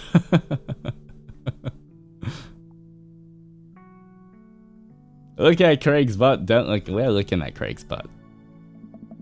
I can't help but sneak a peek. That is a good butt. Craig turns around suddenly. He catches me looking. Oh. I do a lot of glute workouts. Oh, there goes the eggplants again. I immediately turn away blushing. You coming or what? Oh, I don't know about this, dude.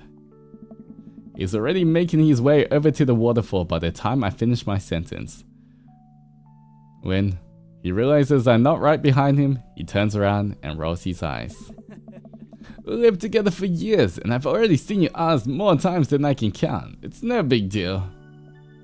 Come on, do it, Loki. Do it. You got it, Chief. Let's put on a show. If the clothes are coming off, then it's someone's birthday. Craig gives me the woof whistle. I turn around and give my booty a good spank. There's one for you, big boy. I take my shirt off and drop it in the pile with Craig's clothes. I put the rest of my clothes on the ground, feeling exposed. Ooh, it's heating up, guys. This is getting kinda spicy. Craig and I climb up the top of the waterfall, making sure not to slip on any wet rocks. He reaches the peak before I do and offers me a hand getting up. At the top, we look over the cliff into the tiny lake. It seems so much higher up from this perspective. Craig has always been a daredevil. He pulled some stunts in college that I'm honestly still shocked he survived. I was always the one standing on the sidelines, watching and hoping I wouldn't be bringing him home in a gurney. Man, this could be dangerous. Craig looks me in the eyes. Don't think, just jump. Craig cannonballs off of the waterfall and into the lake. He creates a huge splash. I'm worried for a moment before he finally resurfaces from under the water. Whoa! He treads water and looks up at me. You coming or what? Don't think, just jump.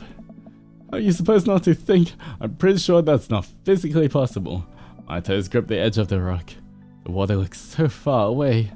Don't think, just... I run off the edge, trying to do my best cannonball. Somewhere in the middle of it turns into a really graceful belly flop. I hit the water with a loud slap. I resurface to find Craig giggling. I rate that belly flop a solid 8 out of 10. Your form was lacking, but your heart was in the right place. I playfully splashed water at Craig. Nice. Are you sure about that? I splash him again. You've given me no choice. Craig splashes me in the face with a huge wave of water. You've awakened the beast. Ooh. He launches another wave of water at me. Don't you put me in the corner here, then put a wild animal in the corner. Dunk him. Getting in close. I lunge for Craig and manage to get him in an arm lock. Time for the finishing move. I summon all of my dad's strength to lift Craig out of the water. Hey! I drop him down for the splash. Craig bounces back out of the water.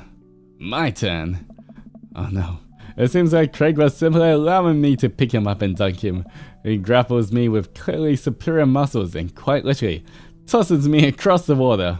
I emerge from the water, devastated. Always get a bit of physical contact.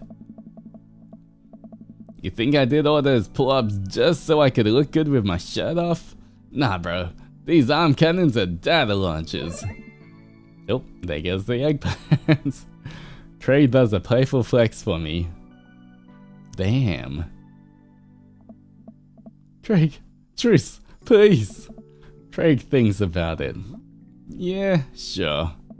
We shake hands. There's peace. Man, oh, such an adrenaline rush. Not so scary now, huh? I'll race you to the top. We run all the way up the slick rocks and cannonball off the waterfall again. What a rush. Good form on that one. Wanna go again? You know it. Here we go, round 3, guys. With the same energy we had in our youth, we climb back up to the top of the waterfall. I'm brave enough to try a flip, which I'm sure looks incredibly graceful as I belly flop into the water. Phew, man, this is fun. Got one more in you. I live for danger. Wow, round 4, they're going hard at it, guys.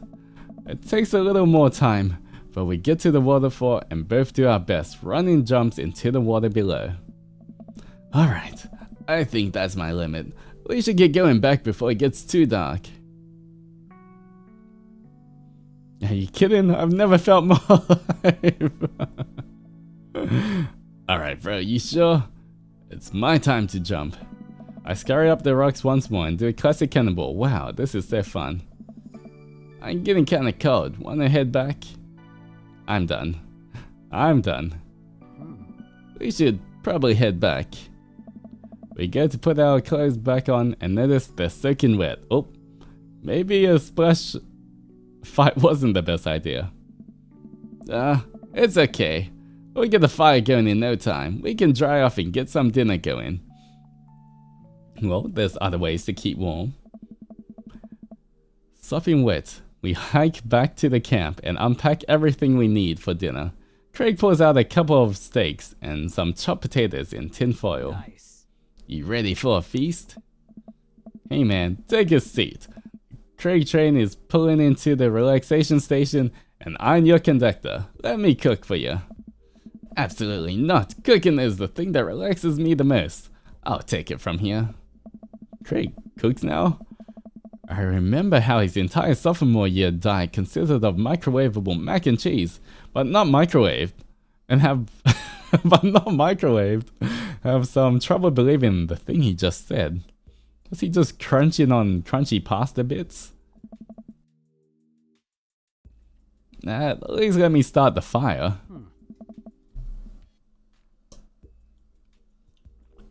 Sure, let me just grab my matches. Craig reaches into his backpack. He rummages around in the bag, pulling things out and checking every pocket. Uh-oh. Oh. I know I packed it. Craig checks another bag. He still can't find it. My stomach grumbles and now I'm more acutely aware of how cold and wet I am. We really need to get the fire started. Okay, well, it's not the end of the world. Oh. Gosh, I'm so stupid. I could have sworn I packed it. I'm sorry, dude. Don't be. We can figure this out. We can start a smart fire. We're smart guys. I mean, how hard could it be? I've watched plenty of survival programs on TV. If a naked reality TV star can do it, so can we. We'll just need some wood. I gesture to the trees around us. Hi. There's no shortage of that. And some tinder. We can make that work. And I think some ancient aliens are supposed to come by and give us advanced technology. Or raid and invite our house, depends on the show. Craig and I get a variety of wood, bark and moss until we have all of the materials that could conceptually make a possible looking campfire. Just add fire, right? That's the fun part. The sun is just now setting, and a cool breeze rustles the leaves of the trees around us. We have to work quick. I've done this in the past, and I know I can figure it out. Just give me a second. Any way I can help? Just give me some moral support, lift my spirits, and we'll make this fire happen. Alright. Go overboard with compliments. You're really been giving that fire the business. You're an amazing hard-working father with a steady work ethic, and everyone loves you. Your daughters think you're superior, and the neighborhood dads respect you immensely. Also, your butt looks great. Bro, stop, you make me cry. Okay. Don't want to. Your tears putting out the fire. Oh, we got it. Eventually, Craig is miraculously able to get something going. He blows on the embers and gently places the glowing moss into the base of the pit. Soon enough, we have a nice little fire going. Way to go, man. We're regular old outdoorsy fellas. Hooray for not dying. I take a seat in one of the lawn chairs Craig brought and cozy up to the fire, warming up my hands. Relax, man. Take it easy. Let me handle dinner. I watch as Craig stokes the fire and sets up the makeshift grill for the steaks. After all that hiking and swimming and fire starting, I'm able to relax a bit. With the sound of crickets and the scent of steak filling the air, I actually feel pretty calm. Craig expertly sears 2 steaks in a pan he's been heating up on the fire, cracking thyme and crushing ginger over it, while basting them both in butter. Ooh, sounds good. Wow, I didn't know he was actually good at cooking. The fanciest I ever saw him in college was when he started sprinkling the seasoning packet onto dry ramen and eating it straight up. When did this happen? You used to eat a cereal every morning with beer instead of milk. I grew up, I guess. I think it's just about ready. Craig puts the steaks onto a paper plate and sets them aside. I start to reach for one, but Craig smacks my hand away. Dude, let him rest. It'll be more flavorful that way. I patiently return to my seat, eyeing the steaks longingly from a distance. They smell incredible. Craig prepares a side of salad for us in the meantime, sprinkling feta cheese onto freshly chopped greens. He plates it next to a generous pile of roasted potatoes covered in olive oil and rosemary. Ooh, sounds like a good dinner, guys. Once it's all ready, we sit down by the fire and dig in. Oh.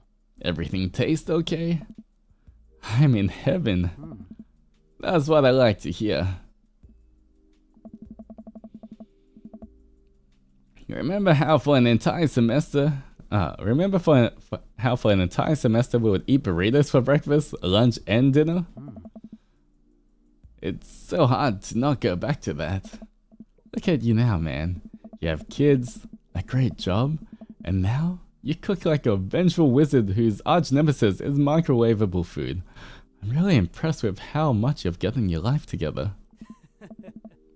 Craig laughs, but there's no humor on it. Oh. I'm glad you think that. I glance at Craig while he picks at his salad. He really grew out of his baby face, but there's something about his expression that makes him seem so much older than he is. A sense of maturity he didn't have in college. He looks exhausted. You okay? I don't know. Yeah. Come on, dude. I've known you for long enough to see when you're down. Hi. I'm tired, bro. I think being out here is making me realize just how drained I feel. You work really hard, Craig. It can't be easy. I don't know. I have to for my girls. I volunteer at their school. I cook healthy meals for them. I do everything I can to make sure they're safe and happy. And when they're with their mom, I'm always working overtime so I can support them. And then You work out a lot, so you can crush anyone who stands in their way. That, and I don't want to fall into my old habits. I need to set a good example for my girls. Everything I do is for them, and I wouldn't have it any other way. But it seems like it's bleeding you dry. If that's what it takes to raise him well, then it's worth it. Craig, buddy, I know where you're coming from, but you gotta take care of yourself too.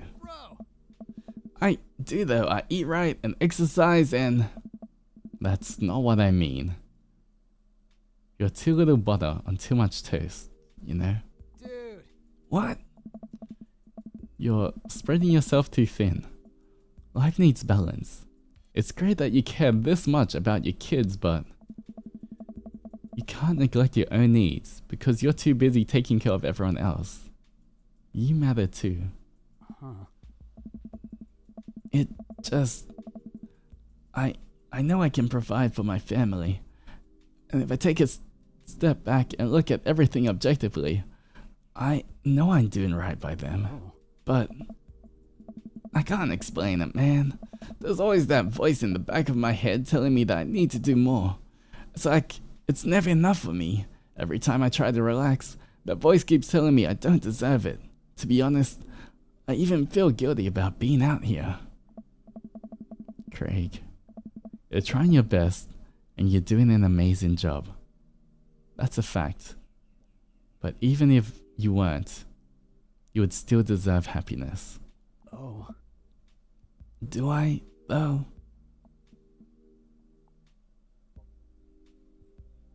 Hell yeah, bro. I look at Craig and think about what a good friend and even better father he is. He's compassionate, he's hardworking, he's relentlessly positive. He encourages everyone to be the best versions of themselves. He makes me want to be a better person. If you could only see yourself the way I see you. Craig beams. He gets up and walks over to his supplies. Come on, I brought dessert. Oh, are you gonna use a campfire to torch the top of the creme brulee? What? I know little to nothing about cooking. Craig pulls out marshmallows. Well, you still know how to make s'mores, right? I think the more important question is, do you know how to make s'mores? As I recall, you used to just completely blacken the marshmallows. Oh, I stand by that. It's charred on the outside, but gooey center is preserved. Brutish. Craig throws a marshmallow at me and I catch it in my mouth. Pro move. We used to be able to do that at a greater distance against a wind disadvantage. Give me a week of practice and I'll be competitive again. Craig and I sit in the warm glow of the campfire, watching embers float up towards the sky. The stars are so much brighter out here. Yeah. I miss this, Loki. Me too. We stay here until it gets late, half remembering stories from college. We watch as the fire dies and eventually climb into the tent.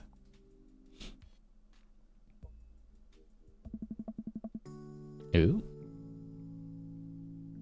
We crawl into the tent and I unfurl my sleeping bag. Wait, where's the other sleeping bag? Ooh. I look around for a second. Oh no. I must have left it at home. How silly of me. It's all yours, dude. I'm sorry. I'll just curl up over here. No way, here. Craig unzips the sleeping bag and spreads it out so there's enough room for both of us to lay on top of it. Nice. Night, bro. Good night, bro. I roll over and we face away from each other. Without a blanket, it's really cold. I shiver, and without realizing it, I find myself nestling closer to Craig. I'm sure he won't mind. Snackies? Nom, nom, nom, nom, nom, nom. He turns over, and I can feel his breath on my neck. It's hard to focus on anything else. I turn over, trying to get more comfortable.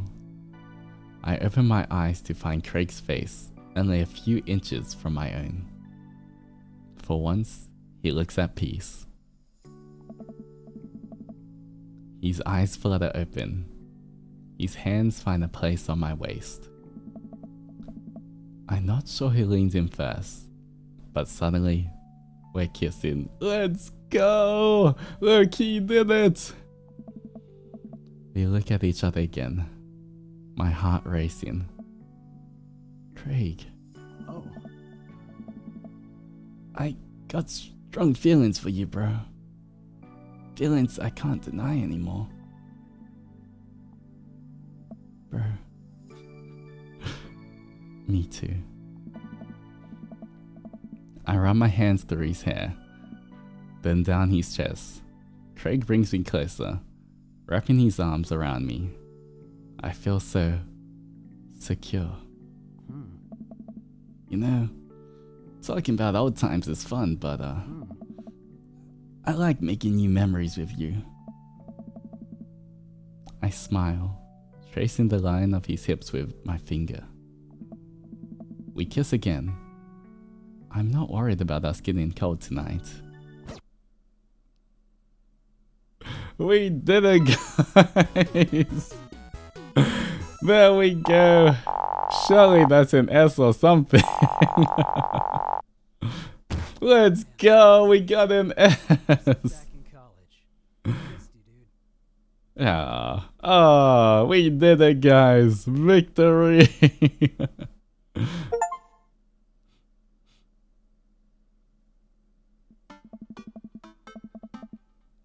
Alright. Phew. I think I have everything finally set up. Amanda should be here any minute now. I think that's her car in the driveway. Okay, act natural. Be cool, Loki. Be cool. Amanda walks through the door with a suspicious look on her face. Hey, Dad. Off to a good start. Something fishy? Rats. What? No, sorry, sweetie. It's the feds. That life of crime is finally catching up to you. I tried to send him in the different direction, but I'm no match for the power and funding of the US government. Well, if they think they're gonna take me alive, they got another thing coming. I'm kidding. You're right. I have a little surprise for you. Yeah, I can tell. You're very bad at lying. Amanda, my dear, would you care to join me in the kitchen? Father, it would be fill my heart with glee. I lead Amanda over to the kitchen table, where a present lies covered under a tablecloth. It's nothing special, but I wanted to get you a little something. You graduated high school last week. And I know you told me not to make a big deal out of it, but... Oh, Dad, you... I dramatically whip the tablecloth off. Amanda's jaw drops. No way! I figured you probably won't be able to get cable in the dorm, so I thought it might be nice to take pieces of home with you. A DVD box set of Long Haul Paranormal Ice Road Ghost Trackers? This is all 19 seasons. And bonus material, including commentary with actual ghosts featured on the show. Man, I love this, thank you. She gives me a big hug. I'm glad you like it. Hey, you wanna hang out with me in the backyard for a bit? Toss the old pigskin or something? Totally. I follow Amanda to the back door. No. What's this? What? You told me not to make a big deal, but you seem to have forgotten that my entire mission in life is to make a big deal out of your accomplishment. So, consider this your graduation party. Surprise! Dad, everyone's here. Well, yeah, everyone wanted to come and support you. Is that mac and cheese bar? Sure is. Fully customizable down to the type of mac. And there's an ice cream cake, the good kind with the crunchies in the middle. I don't know what to say. Don't say anything. Just go have fun with your pals, alright? I'm so proud of you, Amanda. Amanda smiles and runs to her friends. I should make the rounds and make sure everyone's having a good time. But first, mac and cheese. Loki. Brian, you made it. I don't pass up a good mac. What do you think of the party? It's not bad. Just not bad? Yeah, it's not bad. Don't let him bait you. Don't let him bait you.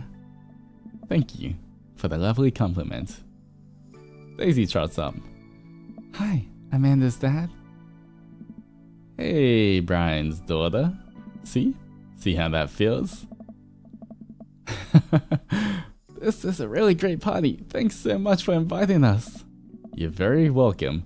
Tiny child who knows how to pay a compliment. Brian and I lock eyes. This isn't over. Looks like you've settled into the neighborhood quite nicely. Yep, couldn't ask for a better cul-de-sac. Well, I'm glad.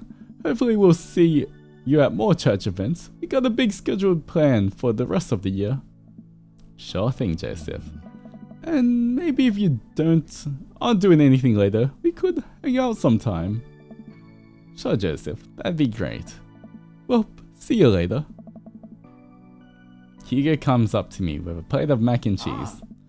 The perfect cheddar to mac ratio. Beautiful work, Loki. Thanks, Hugo.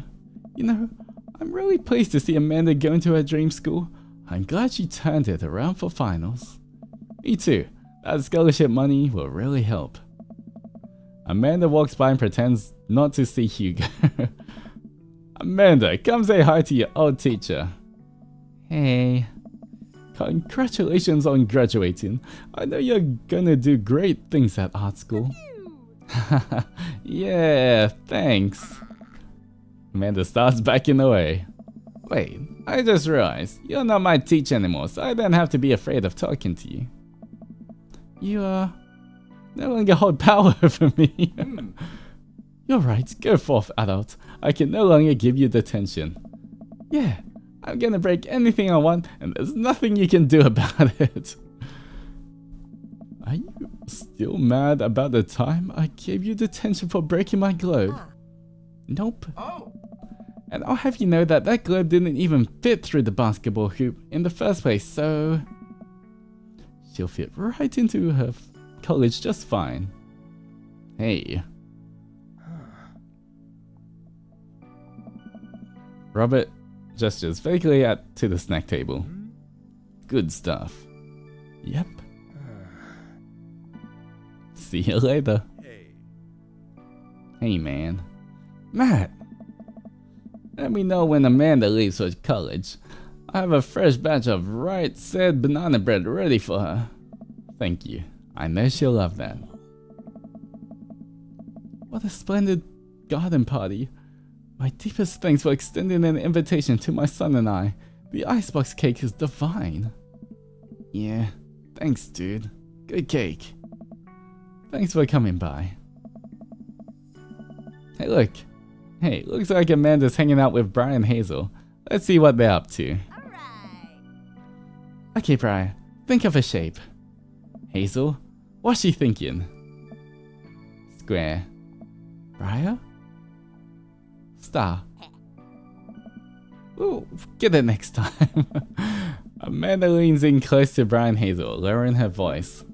Listen, you guys can be real with me. If you're downplaying your psychic abilities, I want you to know that you can trust me. Heck, even think of me as the third twin.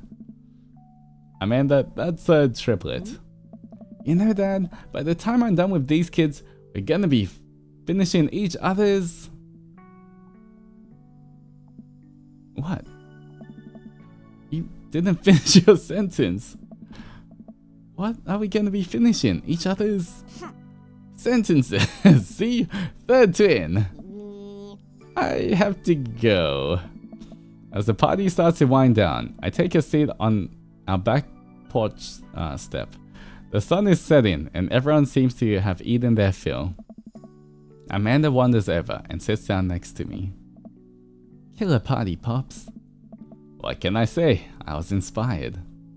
So, I also have something for you. For me? Why? Not to be completely genuine about my feelings for once or anything, but growing up wasn't easy. But it could have been a lot harder if it wasn't for you. Dad, you've been there for me through everything. There's been times in my life where you were my only friend. I was really scared of going to college and being so far away from you. But I realized that everything you've done for me has been to prepare me for this. And I'm ready. I wouldn't be who I am today without you. Don't cry. Don't cry. I swear to God, Loki, if you cry again... You're the best, Dad. I love you. And I'm crying. Anyway, there's enough emotional vulnerability for one day. Present time. Amanda hands me a tiny wrap package. I tear the wrapping off to find a framed picture of me and Amanda. It's us. Kinda shocking. All of our photo albums are just pictures of me, huh? I figured we need at least one together before I leave. Amanda, thank you. Watching you grow up has been the happiest experience of my life. You're such a talented, intelligent young woman, and I'm so excited to see what the future holds for you. Knock him dead, kid. Always do. Amanda and I share a hug. This is only the beginning, Pops. Plenty more memories for us down the road. Memories to make and stuff to break, right? Oh, I'm gonna break so much stuff, intentionally and unintentionally. You're probably gonna have to pay for most of it. It would be my honor. Amanda hops up. Looks like someone's been waiting to talk to you. I glance over to the back of the yard, where Craig is sitting on a bench beneath our cherry blossom tree. He smiles at me. I'll leave it to you. Me and the Emmas are gonna get ice cream. Why are you getting with the Emmas again? Why is she still hanging out with them? Love you, Pops. Amanda runs off to join her friends. Aw, that's nice. I take a seat next to Craig as the last guests make their way out of the party. Oh. Bro. This reminds me of the parties we used to throw. Fewer cake stands, of course. Probably for the best. I don't want to get my hip replaced after a party trick goes wrong. You leave the cake stands in the past. Oh. I'm taking this weekend to relax. This party was my first stop out of the express train from the relaxation station. Next stop, Napville. Pull into the Loki concourse. I like to book a ticket to Napville as well. Oh. I might have to meet you halfway at the eating food directly off your own stomach Ooh. Alright. Getting a bit spicy. We both giggle, but man, do I want to just pour some chips on my belly while I hang in the hammock. Craig, I'm glad you're making time for yourself. Me too. Stress is a funny thing, dude. I didn't realize how overworked I was until we got away from the city. It's honestly just as destructive as binge drinking every night and eating burritos off the floor. I guess we need to get out of the city more often then. Oh. Trey kicks his legs over the side of the bench and leans onto me, lying down on my lap. I run my fingers through his hair. You're looking for balance. I admire that. I try not to feel guilty about doing things for myself. It's a process. And it's gonna take me some time to figure it out. I might need your help, bro. Craig, I'll be your bro to the day I die. If being your bro means forcing you to take care of yourself, then I'll happily oblige. Craig looks up at me, smiling. Bro, that means so much to me.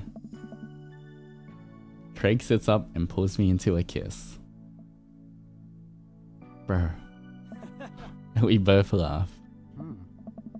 You and me, we're gonna be alright.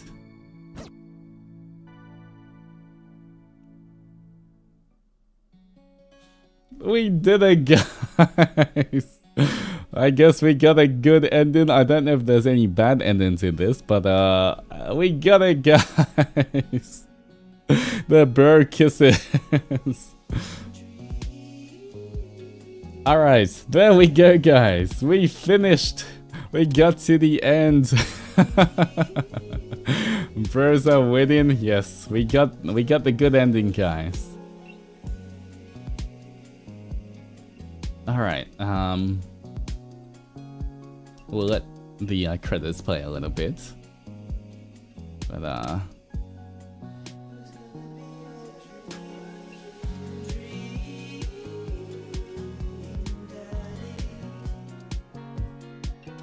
alright, don't forget, guys, in about 2 hours. In about 2 hours we have a art stream. So you know, I am going off to go relax and chill for a bit. I will put up the... I don't have the waiting room up yet. So I will necessarily put up the waiting room after this stream ends, so that you guys can see that as well. But 2 hours, guys. Then we're gonna make some cute alerts for the Adventurers. So that should be a lot of fun. Oh, we can speed this up. Yeah, so everyone make sure you stretch, go eat something, go hydrate. You're the best. Aww. Aww. So cute.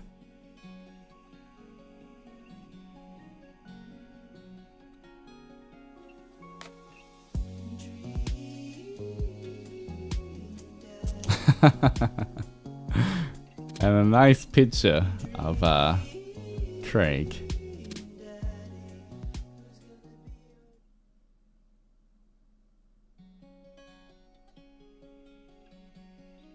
Alright, there we go, guys. Yeah.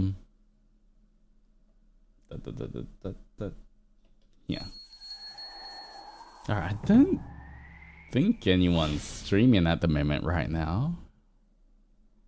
Let me quickly check. Yep, nope, the next stream is mine. The next stream is mine, guys, so yes.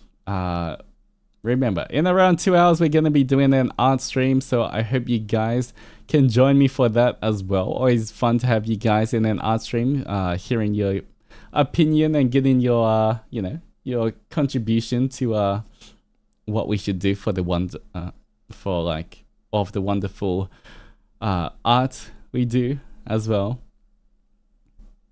But yeah, I don't have the background on. Alright, background music. Yeah, so can't wait for you to all join me in 2 hours, depending on your time zones if you can make it. But we will make some wonderful, wonderful art together, guys. It's gonna be a lot of fun. If you enjoyed the process of making Onimaru, that little alert, then oh, actually I remember there was a little snackies donor that happened during the spicy moment, so I couldn't read it. But here we go. Let me quickly read this. Alright, and Kat, thank you for the 1 snackies. I want to donate some money to treats for both of you. I hope you enjoy them. I love your design, by the way. Thank you.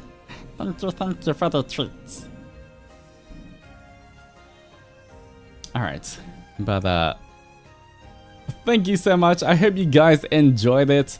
Definitely will try to play more kind of visual novel dating kind of stuff in the future. If you guys like it. Once again, if you guys like certain streams or anything I do, please leave a like, leave comments so I know which ones you guys want to see more, so I know what to kind of stream for you guys in the future as well.